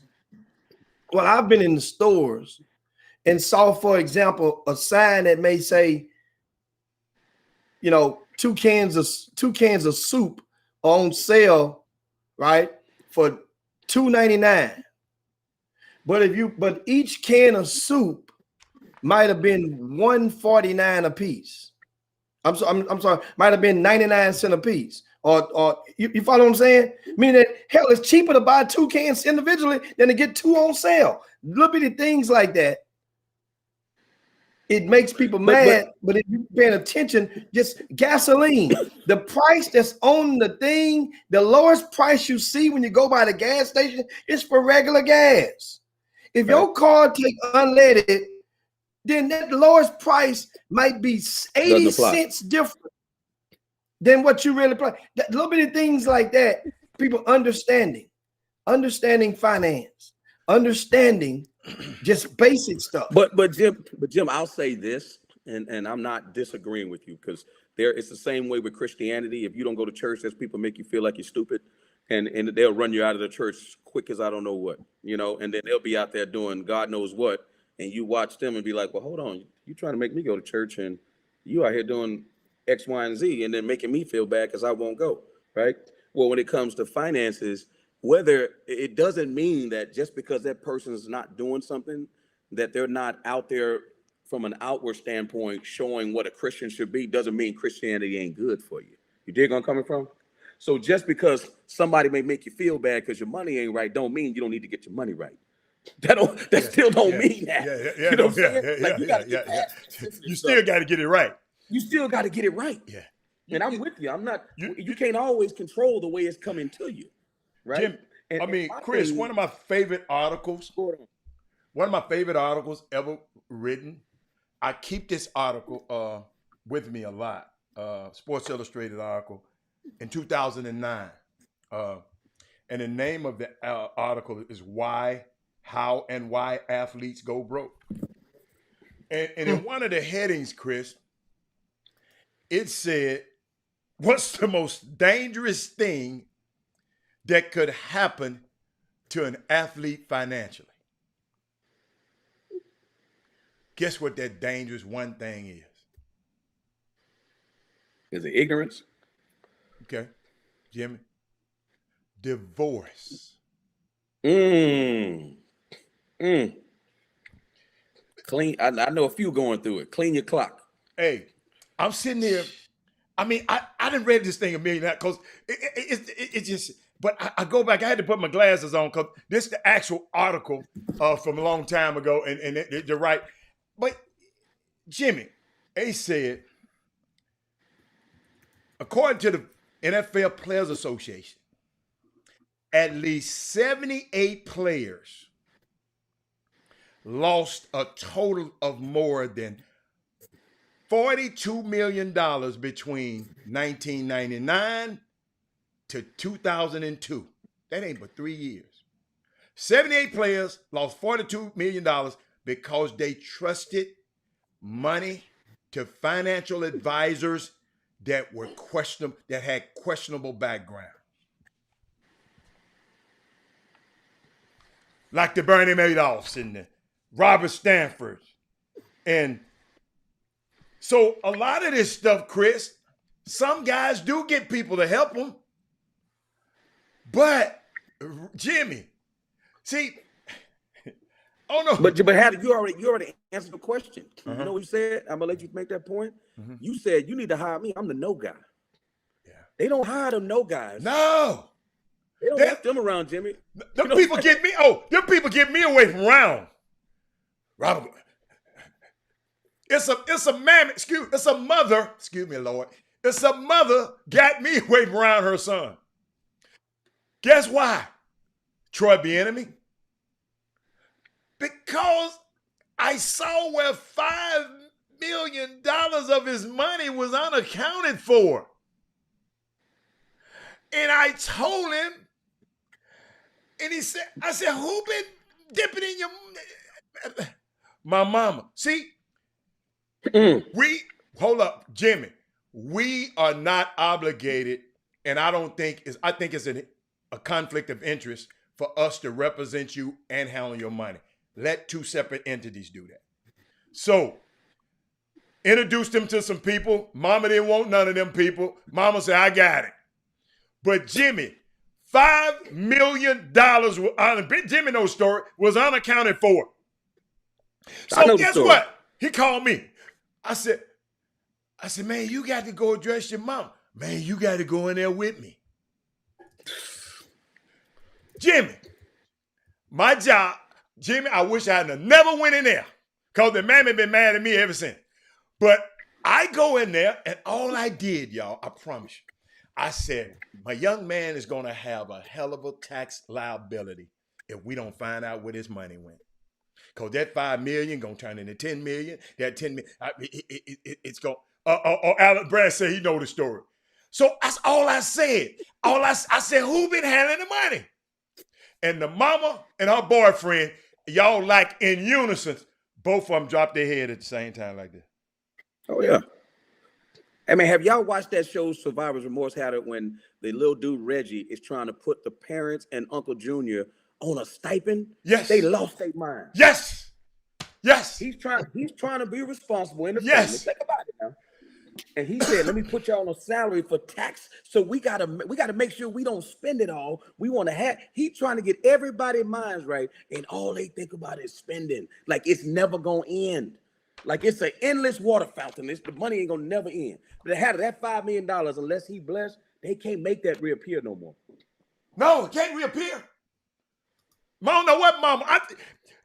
I said, damn, that boyfriend that sent the mom in, I still don't know where that money went. Coach, guess what? But guess what, Chris? After that, she had a plan. Get Robert ass away from around Robert stopping that bread. Robert ain't letting me get to that money no more. Because guess what? I got him a financial guy that's this time. Said, man, let this guy handle your money. Now the guy he still got money. He retired now, but he got money. But it's just, and the reason we brought this up, we were talking about the draft. You know, we happy that these kids get drafted, but man, I don't want 5 years from now. And Jimmy, this is in the article. Professional athletes' salaries have risen steadily for the last 3 decades. But by the time the NFL players have been retired after 2 years, 78% of them have either gone bankrupt or under financial stress because of joblessness or divorce. I've been doing this thing for 30 years. I've seen it. It's crazy, So, man. Hatter, if you've seen it, why we still Hatter? I would say They don't that we still listen. going- It's their money, Chris. It's their money. I can't make him. Chris, that's you. Chris, I can't make him, Chris. I can lead him to the water. Jimmy, I can lead him to the water, but he got to drink. Because he can tell me, man, that's my money. Man, I'm telling y'all gotta. I'm sure people have watched that show and they may think some parts of it is trash. But let me tell you right now, that is what people go through when all of a sudden they go like the Beverly Hillbillies. I know a lot of y'all probably watched that old Beverly Hillbillies show. Yeah. When they go from having nothing, Uncle Jed shoots it, and up come the ground, comes up, Below and then crew. watch those people go from having nothing to having everything. And that is real. And watch people on Survivor's Remorse go from having nothing to having everything and all the stuff that they go through. I got to do this. I got to do that. And there's a lot of good lessons in it. But the question is, everybody got a story, Jimmy. We talked about Marvin, Jimmy, earlier in the show about how he went undrafted. And when he came out of high school, he was a number 1 high school prospect. And people was like, well, he got that's right. He was number one. Number one. And Jimmy went to Florida State. As you always say, Jimmy, it ain't the way they wrote the script. Okay? If you told everybody in his circle back then that he was going to be undrafted 4 years later, what would they have said to you? You got to be out your mind. You're hating. You don't know what you're talking about. You hating. You hate. What they have said? You just a hater. You a dream killer. You all this stuff. And you would have said, listen, man, we need to be prepared. We need to do this. We need to do that. You this and that. And now that he signed that cut, go on, Hatter. He had the talent to. I'm just saying. But that's 4 years ago. But what I'm saying is, when he didn't make it and he gets a contract, everybody going, wait, he got a great contract that no one else would have got. That ain't the way the script was written. That's Jimmy. That's Jimmy. That ain't it. That mama, you know how many agents didn't probably, I don't want to put this on his heart. You know how many people that lost money on that deal? And I go on mute. No, don't mute. What about the ones that lost? People paid into that deal? What about the ones that paid into the young kid that passed away in the car wreck? Ooh, Terrence Clark. Ooh. You went to Kentucky. Think of how many pockets didn't think about. But Jimmy, hold on. I got one for y'all because if people said, I just want to show y'all how sometimes these people will come at you. Torrey Hunter, the baseball player, right? He once invested almost $70,000 into an inflatable raft company that would just sit under your furniture in high-risk flood areas. Jimmy, you got in a flood district, he got inflatable rafts. He invested in that company. Ain't made not one raft. Did they give him some red nose? Did they give him a red nose when he got it, when he signed the paper?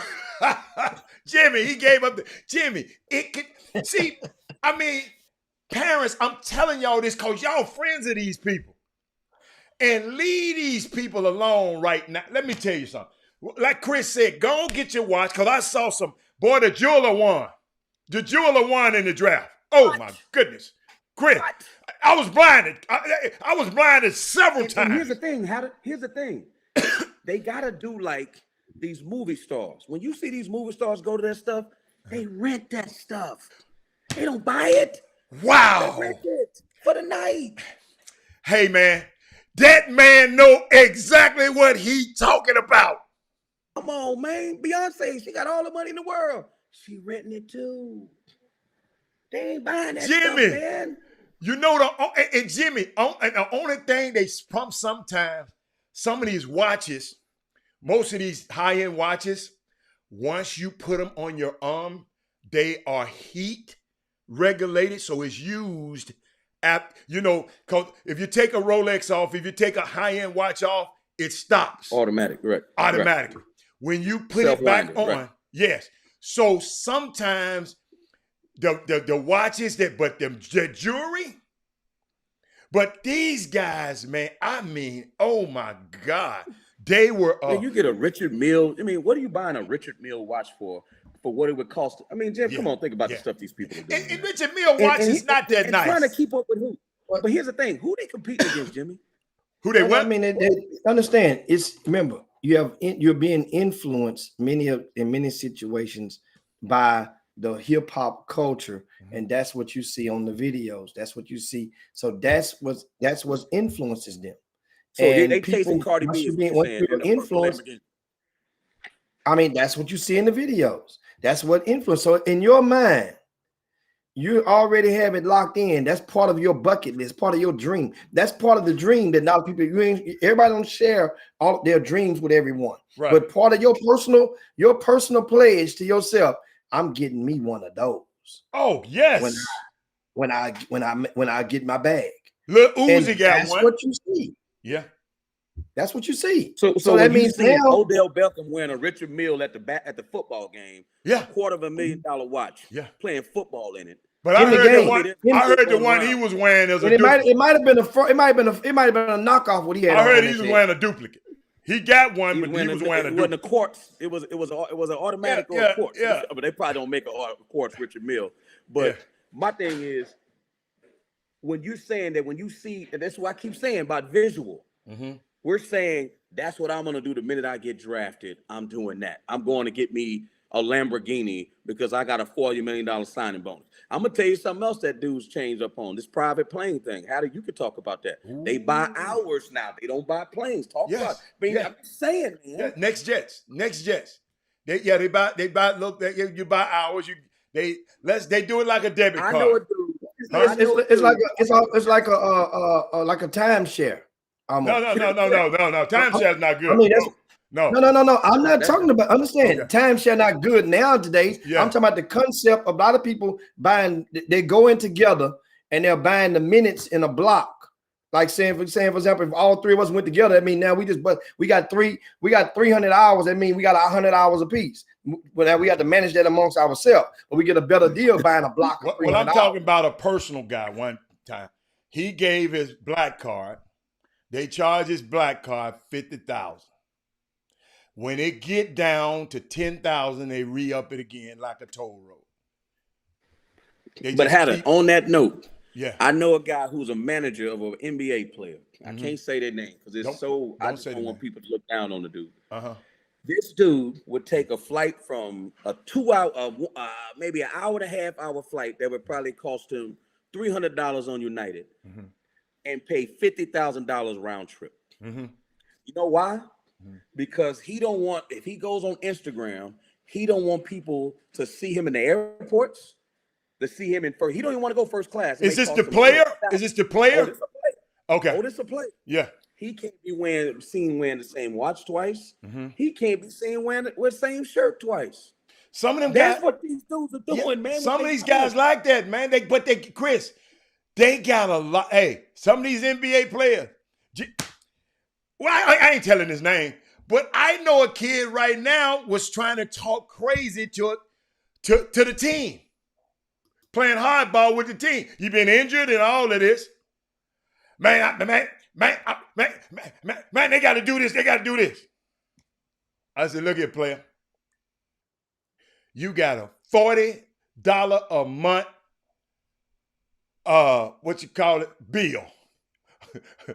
Put an adjective in front of the bill. You got a $40 a month woman bill. You better get your butt back in here and get to work. 40 grand a month. We call it something else, but Jimmy know what bill I'm talking about. Yes. Incidentals every month. So they got money, Chris. Chris, this ain't the Dr. J days. these young guys, these dudes who haven't, I mean, they the rookie. But Hatter, they think it's never like people think like, well, they can't spend all that money. Yes, they can. Do you know what yes, they can. Yes, they can. Yes, they can. And they're not buying houses, Jimmy. But you ain't gonna never know. You ain't gonna never know until the money stop coming. They all right once the money. Long as they still got a job, you're not gonna see it. All y'all had to do is remember the lockout. They was talking about locking out, and everybody was they going and getting these predatory loans and doing all crazy stuff. Dude, these guys are not liquid. Somebody came on the show and told y'all these guys are not as liquid as you think. They need that next check. Jim, but Hatter, tell a story. I don't know if it was you told me. If a guy could have a client that's a football client and a basketball client, right? And the basketball client, I don't want to say his name because it's coming back to me. Right. He was great with his money. Do you not know, Jim? The football client had to get a loan from the basketball dude to make it to the next season? Yeah. That happens. Names that you know, by the way. All of them lend money to each other, though, because they gamble and all that kind of. See, a lot of stuff, parents, I want to let y'all know. Because the people say, but Robert, how could they?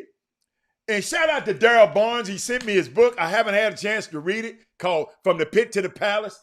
Shout out to Daryl Barnes. I'm going to read it, Daryl. But I'm shout out to you. But Chris, it's I mean, it's just, man, I'm going to leave it. I'm going to leave it. I'm not going to tell this story. I can't tell that story. I can't tell it. Anyway. I can't tell that story. Oh, Y'all know what I'm talking about. I mean, there's so much, of course, for a lot of people to unpack. We got a question, of course. And when Angel asked, Angel tossed this question over to you, Hatter. Okay. Is the financial advisor, right, the most frustrating job within an athlete's circle? Or is it the agent? He says, I'm curious since we're on the topic. I mean, it really ain't that bad. I'm just talking. No, he said, which one is the most frustrating? No, which is the it's most not frustrating. It's not frustrating. It's not frustrating. Whenever I ain't gonna lie, this is how I think of it. I see some guys, especially with my guys, Jimmy. Now I'm frustrated with the industry, but with the kids, man, I know they just. If you find one that listen to you, you will 5-6 years after he retired. Him and his family got generational wealth. So that's not frustrating. I think that's great, Angel. And it is just some stuff that happened. And it don't be the players. They just don't know no better, Angel. Angel, how many guys you know that when you fly into town, you got women in the lobby waiting at your hotel and just get on the elevator at the same time you get on, fine as hell, smelling good. And you think she like you, she just saw you. No, dude, she done ran. It's not frustrating. It's fun for me when the guy's listening. Now, when they don't listen and you just got to tell them what you say, Jimmy, there's consequences with your actions. So it's not frustrating at all. No, because it's not my money. It's not your money. It's not Chris' money. How the hell we going to get frustrated? You can't get frustrated about somebody else's money. All you can do is just put them in positions. You can map it out. You map it out. Dude, if you do this way, because guess what, son? You might not ever get but one contract. Marvin Wilson, you got that 1-year deal. If y'all know him, tell him right now. Marvin, that might be the only money you ever get out of the NFL. If you get injured. See, the problem is they don't think like that, Chris. The next deal. I think the next deal, Angel. So, Angel, it's not frustrating. It's the job. It's part of the job. It's part of the job. It's just part. It's not frustrating because it's not my money. But don't you? Isn't it hard? Say it again. Jimmy and I came from. I mean, we all came from nothing. Okay. Isn't it hard to make people understand that's never had anything, that the minute that they get something, Now you telling them to save it. They've been sitting there all their lives. They've been Without sitting in this corner over here, Jimmy. And the minute they get some money, here you come around, you the no police, saying, listen, man, I understand this, but you're 22 years old. Your life expectancy is 80. If you blow this money in 3 years, you 25. Subtract 80 from 25. That's how long you're gonna live a longer life of having nothing than you ever would have done in the beginning of your life. And people don't know this. You make the most money in your life when you're in your late 40s and 50s. You preach. So so the problem is with the NFL and the NBA, it creates the illusion that all the money you're gonna make is in your 20s. Yeah. Yeah. When most guys are, guess what, going to grad school, going to law school, they building their thing up and becoming the intern, the associate professor, the associate guy, and then they don't get to be the president or vice president till they're 45. And then they start accumulating wealth. The problem with the sports world is they give it to you right away when you're the least able and you're least understanding and you have no idea how to manage it. They give it to you in those years. You've been in my meetings. Guess what else? Huh? You got a whole bunch of people around you that's just as ignorant as you are. You've been in my meetings, Chris. Keep talking. Well, you know, after what we're about to enter in, while the topic of finance and student athletes, will become a necessity, is because of the fact that in the NCAA, the name, image, likeness is upon us. It is going to be a law in various states around the country. Well, guess what? Students, athletes will be able to hire a financial advisor. There's going to be deals. We were just talking about it this past weekend in the gyms, and this is another topic that's for a different day, depending on how Congress and how they word and verbalize everything. Because one of the bills that was amended by Cory Booker and another person, they authored a bill about 2 weeks ago to an amended version of it, was that if a student plays at a certain particular college, then and that college, for example, has a deal with a tobacco company. Well, they were saying, well, the kid can't have no deal with no tobacco companies or no gambling companies. Well, the bill says, well, if the kid can't have no deal with them, then the school can't have no deal with them either. You can't dictate and try to run this stuff by these kids. That's a whole different time. We get that stuff to you. Now, what's going to happen now? Grassroots, no matter where you play at, there's a high school that you go to. No matter what high school you go to, if you ever notice in public high schools, every single public school that you can think of, if you go within a 2-block radius, is going to be fast food restaurants. That's not by accident. They strategically place those there because those are traffic from the kids. There's going to be a fast food restaurant. So every public school you think of within a couple of block radius, Now, of course, you might have a Cashmere High School, maybe, but at the same time, there was a Burger King right there 2 blocks away, 3 blocks away at one time. It's a very profitable Burger King, trust me. Now, here's the thing.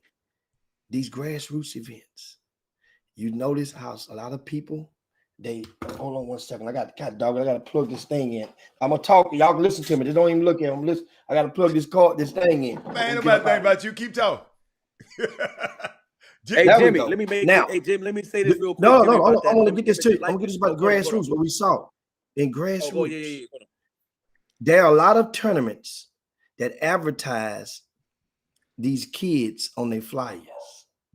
They advertise these kids on these social media platforms.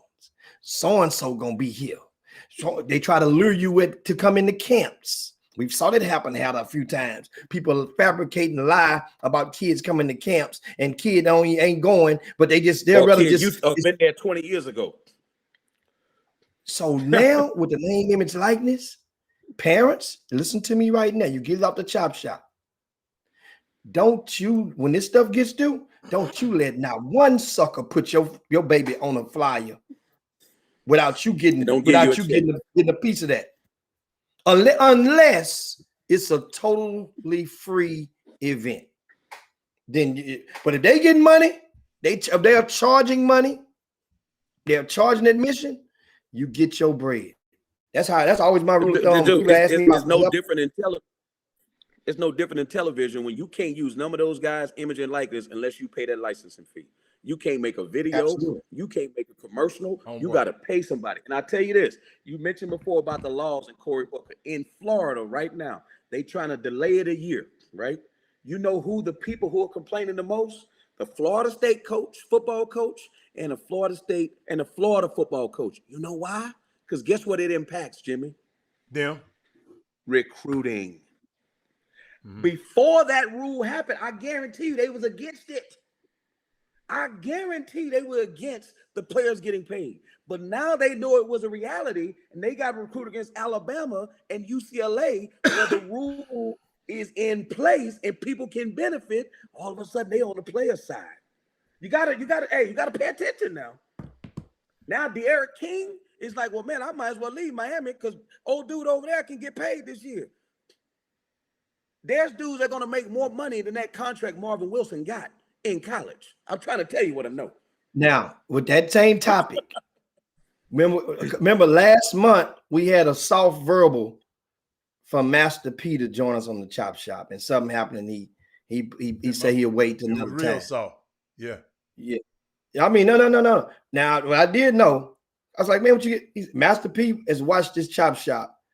I got confirmation because his son was in town playing the John Lucas basketball team this past weekend. Mercy, the youngest one. He's watched the Chop Shop several times. Master P has.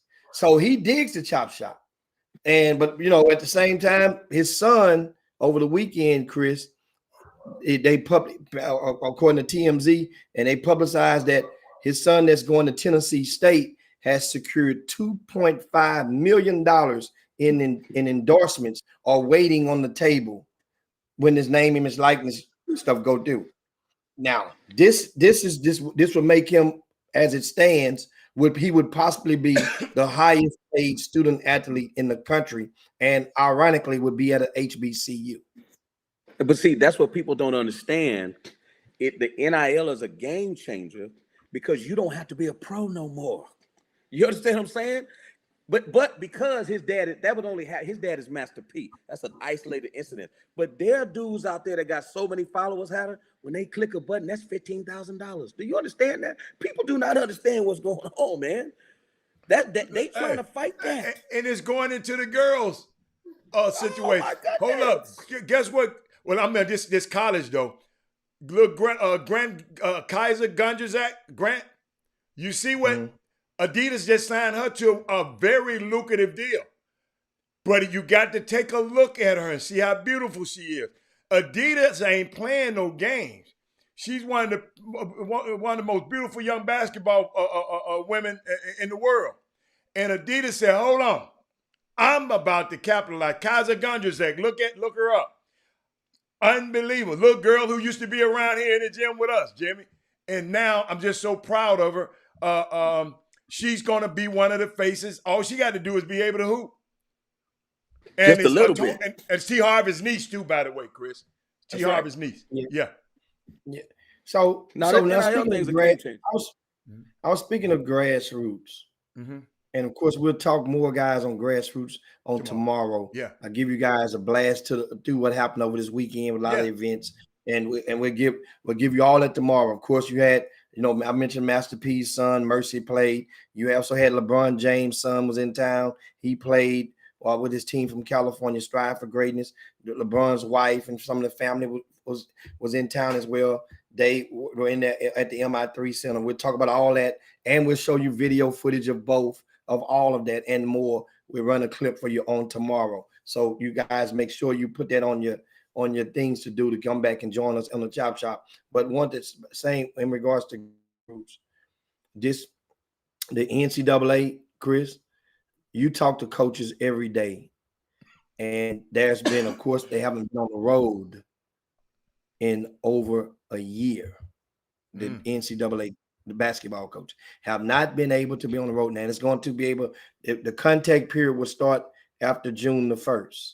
So that means it will be the first time many have been seen. So now, from what you understand, what does that mean? Because I have one of my pet peeves is how the advertisement or the lure of people when they say, well, we got to go play in this event so coaches can see us. Talking about during the non-live period, as it like right now. When every single weekend, from what I understand, one event, every other event out there that's worth its weight has some type of live streaming service. So are the coaches not watching none of these events right now? Oh, they're definitely watching. They're definitely watching these events. I mean, because they still. Let me tell you something. I was on the Zoom earlier today. You know who I was on the Zoom with earlier today? Y'all gonna laugh. Remember Jimmy? Remember Greg Lee from Westside? Yes. Mm-hmm. I was on a Zoom with him today because he's getting ready to make another college decision. This stuff ain't going nowhere, man. And he's on a Zoom with most of these guys are Zooming and getting commitments without even knowing these kids. So you think that they are not doing all the research they can through Synergy, through Baller? I don't even want to type up Baller TV because I don't get a check from them or Synergy. But there's so many ways that they can find out. Whether you're a lot now. Don't get me wrong. They want to see you live. Matter of fact, how about this? I was talking to my boy Ed Pinckney, who's a scout from the Rockets. All of the guys are going. You know where they're going this weekend, Hatter? What? This weekend is I'm gonna be in H-Town this weekend. You know what all the coaches are? They going to Memphis to the Allen Iverson thing. In Memphis. These guys have not been able to put their eyes on people. But rest assured, that's not. The day is over with this non-live stuff. That's over, man. Dudes are gonna be watching video from now on. The pandemic has put that in stone now that you don't necessarily have to go, because here's the other thing. You got to understand this. When they got tournaments all over the place, and Jimmy knows this with the GMI. The GMI may have quality players, but there's 50 other tournaments going on around the country. There's only 4 coaches that can go on the road. They can't play at all places at one time. You see what I'm saying? Live stream wasn't popular years ago. How about this? You can be sitting live at a game and put on your phone and watch another game going on in Memphis. You could be sitting at a game in Houston and watching a game in Memphis. Or on your cell phone. At home, on your cell phone. Or you could be sitting at home, have one up on your screen. You can have 2 computers, have a game, and have your phone going on. You know why the pandemic is going to affect budgets? People don't understand that. People ain't going to be able to travel the way they used to anymore. It's going to affect it now. So guess what? Live stream is going to be very popular. So if I go to an event, hey, man, I know it may not be any coaches here, but they got live stream. I can direct the coach to watching it. It's just it's the way things have changed now. Those NBA guys, a lot of, and Hatter would know this. I get calls all the time. Hey, man, you know about this kid? You know about that kid? Which means they haven't seen him what? Live. I want to watch him on what? Video. And decide if he's good enough. So if people, the old days is when you had to say, I mean, Jimmy, correct me, when you say, oh, I got to go to this tournament because the coach is going to be there. Man, the coaches at every tournament now, bro.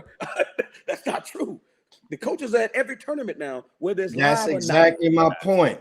Exactly my point. You know, and people get and understand, people on the Chop Shop, we strive to help educate and supply a lot of you guys with enough tools to be able to combat against stuff like that. Once we have, first of all, a more educated or more informed community, that's the foundation of it. Once we are more informed, then you could be able to know if somebody is shooting you with the bobo. Do you know that? If you're informed, now, Jimmy, you know I don't want to say that being at a live event don't matter. What I'm saying is, because y'all know I got an analytics company, if I can see you play one time live and every other game you play in those 11 are non-live, you think I'm not going to watch them other 11? What if you played bad when I saw you live, right, Jimmy? And then in the non-live events, you played good. So what has more value? You tell me. So all of it has value now. It ain't like it was in the old days where you can tell people, "Oh man, don't go to the spring icebreaker. It ain't live." Oh, you a fool then. Better take your butt to the icebreaker if they got them dudes up in there that you got to play against. Because guess what? You're gonna use that video to get a scholarship. That's crazy. Why wouldn't you go? That don't make sense. Are the best players there? Yes, then go. Chris, and also the NBA is able to go to this Allen Iverson event too. Yes, that's what I was saying. They're all going to Memphis this weekend, and I heard it's $40 a head to get in. Jimmy, just to walk through the door. Hold up. I just got an email. It's a tournament. I got an email a few minutes ago. Jimmy, you ain't looked at it. They did both of us. This tournament game about to change. It's a tournament in Dallas. Not Allen Iverson. It's a tournament in Dallas. Charging $50 general admission. Whoa. This weekend. And guess what? Won't be an empty seat in the place. Got to be out there rabbit ass man. I used to crusade against that as an event operator. I used to crusade for years. I tried to keep the doors shut so the flood waters wouldn't burst through and drown the people in finance. But then after I realized, you know what? People that's gonna complain is gonna find something to complain about. A lot of them people, like you just said, if they want to have a good time now, they're just gonna shave off and not instead of eating with a fork, they're gonna eat French fries with their fingers and drive through. They're gonna find a way to just redirect those funds from another part of the budget, and they still gonna make it happen. So all they doing is, like you mentioned the spring icebreaker. I'm paying attention. I hope y'all paying attention too. Because don't even cry. Don't dare cry. You want to cry, you better cry now, like Grace Jones say. Because that means all they doing is gonna drive the rates up. And Chris, that's for one day. Dude, let me tell you something. That's what, Jimmy, that's for one day. Hold on, you sure that's for one day? One day. Jimmy, that's for one day, Jimmy. One day. Jimmy, Hold up. Bro, let me tell you something. For Thursday, and Friday. General admission. Maybe it's 2 days. Y'all know I got the analytics. Yeah, that can't be no one day, not in Texas. No, it's one day, Jim. Trust me, it's one day, and it's not a month a tournament pass either. Check this out, Jimmy. It might be one day, Jimmy, because you getting one ticket for each. Yeah. Yeah, it's one day, bro. You got Jimmy, you got it. Look at it, Jimmy. Look at the damn ticket. You got it. I sent it to you. I mean, don't pay it. But Jimmy, here this. I wouldn't give him a pecan. But keep going. Hatter, you one guy. You ain't got no kids over there. No people that got them kids, they gonna go. Let me tell you why. On the boys' side, you go to a tournament, it's probably $425. Do you know that same tournament on the women's side could be $995? Jimmy, it's a tournament pass. Somebody just text me saying it's a tournament pass for $50. Okay. I don't believe that. Well, how about they this? just It ain't text a tournament pass in Memphis. Well, I mean, if a tournament pass is $50, Hatter, then it's 3 days. That means it's got to be $20 a day. How much a day? In order to get a deal, it has to be $20 a day. Okay. Yeah, that makes sense. I just saw the $50. I saw $50. Somebody sent me that. I said, wow. Man, let me tell you something. With this pandemic, in order for these event operators to make money, their costs are going to escalate. And I'm telling you, in the future, it's going to be different. It's going to be different. And I'm going to tell you another thing that's going to make these prices go up. And y'all going to laugh. The minute that the NBA gets rid of that rule where kids don't go to college and you have an event and NBA scouts are walking in there, they're going to skyrocket them prices all day long. Yeah. I'm telling you what I know, Jimmy. Say that again. The minute the NBA gets rid of the rule, they may delay it a year because of the pandemic, where the kids do not have to go to college anymore. Those AAU events are going to be crazy all over again. Because now you got the head coach for the Lakers walking into an event walking into the spring icebreaker. Rob Jimmy, Pelinka. you just gonna charge $20 to get in? Yeah. Come on, man. Yeah. Ain't no way. The stars coming out. Bring them out. Competition. What you say, Adam? I said the stars gonna come out. Bring them out. Bring them out. Yes. Bro, you're gonna think about it. In order for you, the competition to get the best players in now, it's gonna be through the roof. It's gonna be through the roof. Unbelievable. So now You talking about 20-something scouts going to see a high school tournament? You think you're gonna charge $15 to walk to that door? Heck, you think you're gonna charge $4.25 to play in that event? Hell no. And guess what? You're gonna sell it out. They better get your money right. Sell it out. These teams better get their money right. Bro, let me tell you something. I ain't got no more keys. Hey, I went to the Brooklyn Nets game a couple of weeks ago. I was sat and had his homeboy box. I ain't gonna tell him which homeboy. You know what I'm talking about, right? And I'm telling you right now, I had a dude in there had a whole bunch of money, and he said, "Look, man, I love sitting up in this box, but my seats are right down there next to Kyrie's people. Kyrie had 4 of them seats." He said, "Man, you know how much them seats cost?" I said, "How much?" He said, $1 million. Yeah. I say, "What?" Yes, sir. He said, "It's $1 million to have them seats." And guess what he told me? That's one of them, Chris. That ain't 4 of them. Mm-hmm. That's one of them. Yeah. I said, "Man, you mean to tell me you pay $4 million to sit down there?" Yeah. And the Knicks is worse. And the Knicks is worse. Exactly. And so, Jimmy, if you charge that $50 to get in, you're going to have, it's some people boo-hooing about going to the Nets game, but you can't get a seat in there, though. It ain't for everybody. They got a saying, if everybody can't go, everybody can't go, man.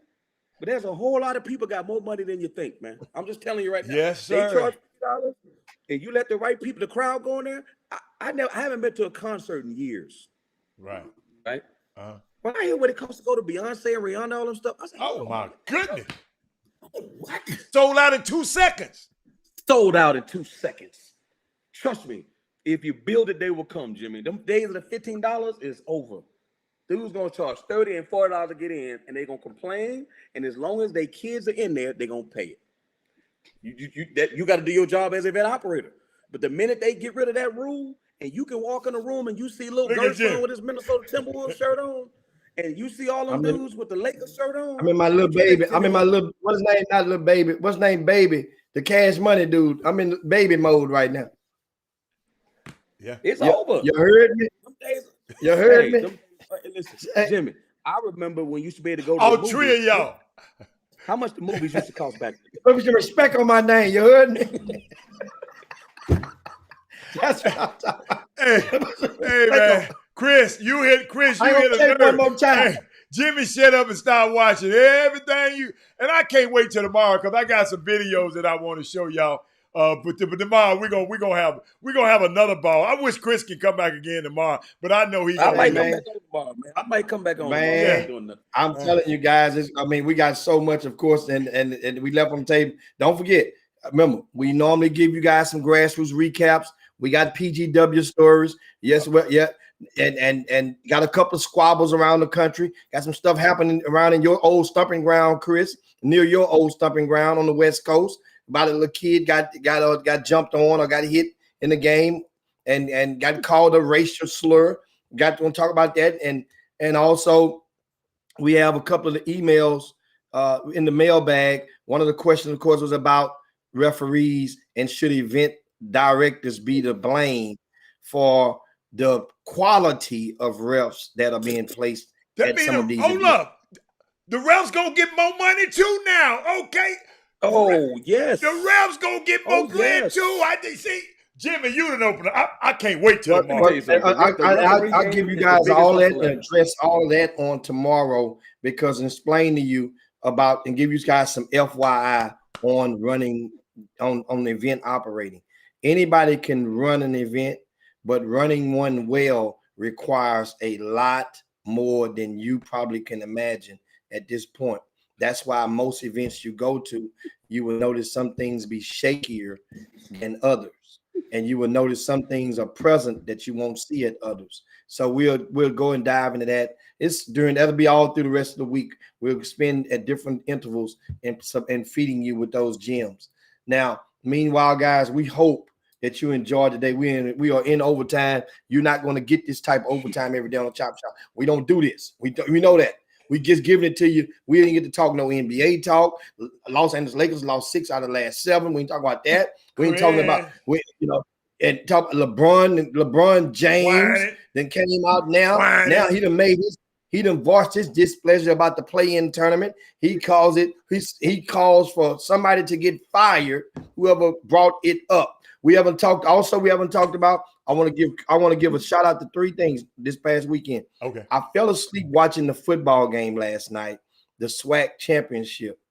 It was on. Oh, I on saw TV. it. I thought it was a fake. A very good game. Okay. It was really, really good. And I was just tired from just being up all weekend and working all weekend in the gyms. And I crashed in the recliner. I don't even know who won that game. You guys tell me who won the game. I don't know. It was Alabama A&M and Arkansas Pine Bluff was in the championship, and they were going back. It was a really good game. Now, secondly, I want to give shout out to Sam Houston State football team. They are now in the semifinals of that subdivision of the national championship football. Sam Houston State undefeated this year. They picked up a good win on yesterday. I watched a piece of that game at one of the restaurants before I went home yesterday afternoon. And yeah, that game was good, Mindy Collins. Yes, that Sam Houston State back and forth. It was at one point, let me tell you how good it was. The score was 17-17, and North Dakota State had not scored a single offensive. The offense hadn't put no points on the board, nor had the defense put any points on the board. Think about that. They had 17 points, and the offense nor the defense had scored. It scored a safety on the special teams. The special team has scored all their points. They scored a punt return, a kickoff return, and a 2-point conversion. They got all that in that time. But anyway, that was a great game as well. Oh, Alabama A&M won the game. Thanks a bunch, Kevin Allen. Shout out over that. That was a great game to see on yesterday. And also, we want to give a shout out to, speaking of college football, man, we talked about this young man a couple of weeks ago, Hatter, and he's back in the news again today. You know, they have a Jerry Rice Award, and that award is for the top freshman in Division I football. Top freshman.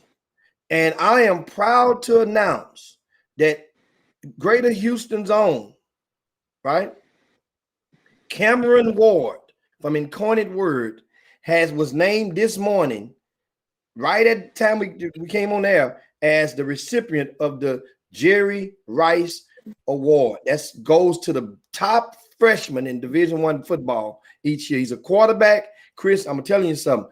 Go Google this young man, what he's done this season.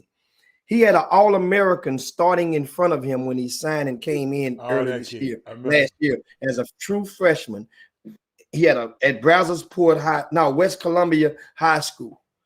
Well, that freshman had put himself in the portal by the time January came out. Not the freshman. That junior All-American was in the portal saying, I'm gone. This dude that took his job and was a starter on opening day. Look, Ward, he's thrown 6 touchdowns in like 3 games this year. He's broken all of the records that was at the school for freshmen and some national records. This young man, understand, that was the only Division I offer he had. Wow. That school. Wow. The only one. And so shout out to him, man. And that's great. Great people doing great things from out of H-Town. What you got, Hal? I want to make one announcement. Again, I made it at the beginning of the show. You probably didn't hear it this week. Today, all week, email me at chopshophtx@gmail.com. Leading up to Mother's Day, the Anthony Lawrence Collection is going to give special gifts to women from these particular schools for Mother's Day. If you have a mother that attended Howard, University of Arkansas Pine Bluff University, Xavier University in Louisiana, Prairie View, Hampton University, Winston-Salem State University, FAMU University, Grambling, Jackson State, Alcorn, or Southern University, we want to bless y'all with a Mother's Day gift from the Anthony Lawrence Collection. Email us at chopshophtx@gmail.com. Do it as soon as possible. We're gonna a lot. It's gonna be a lot of stuff again. We're gonna give away almost 5 a day, so 3 to 5 a day. So and the let's get them inquiries in, so you can have a good Mother's Day, courtesy of the Anthony Lawrence collection. That's it. That's a good thing. That's a great good thing. Good thing. Happy And Mother's so Day. that's pretty much it. Of course, guys, it is that time. Slide down Dino's back and yabba dabba do this thing for this Monday. We appreciate everybody for chiming into the Chop Shop. Share the show on your way out the door. You know how we do this thing. Share the show on your way out the door. If you hadn't, that's way somebody on your timeline can be able to come back and watch some of this. Somebody can be inspired. Remember, a lot of times people hear stuff all the times, but the music sometimes sounds better for some people when it comes from a different set of speakers. So we're rocking with woofers on the Chop Shop. We got, as a matter of fact, we got woofers, we got mids, and we got highs. We beating, we coming down the block, knocking. How did some say back in the day? Beating down the block, knocking pictures off the wall. You know what I'm talking about. Some of you guys know what I'm talking about. Little Rick know what I'm talking about. Yeah, man. Yeah, that was a good one right there. But anyway, you guys get what I'm saying. Let somebody else get an opportunity to tune into the Chop Shop. All you have to do is share the show to your timelines, to your stories, and any of your hoop-related groups that you may be a part of. The public ones. You know, don't want to invade nobody's private group with a Chop Shop. But your groups, you simply share it to the public ones that pertains to basketball. You never know what parent could use some of this stuff as motivation, whether it be finance, whether it be understanding about who to trust, what about a lot of things, the topics that we covered today. And we definitely appreciated C-Walk coming up in there once again on this Monday. We have Hatter, we got the hat, and also we have the hater right there in between. You don't hate no more. Nah, I don't hate no more. I stopped hating. I got that upgrade. I learned I can't hate no more like I used to. We out, baby. See y'all tomorrow. All right, y'all, man. And so we up out of here, man. Peace. Chop out. Jim Hicks, Rob Hatter, you are now tuned in to the Chop Shop. I'm Retro. Let's get it.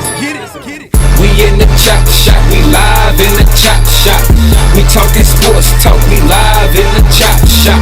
We in the Chop Shop, I'm talking sports talk. So turn your dials up, it's live in the Chop Shop. We in the Chop Shop, we live in the Chop Shop. We talking sports talk, we live in the Chop Shop.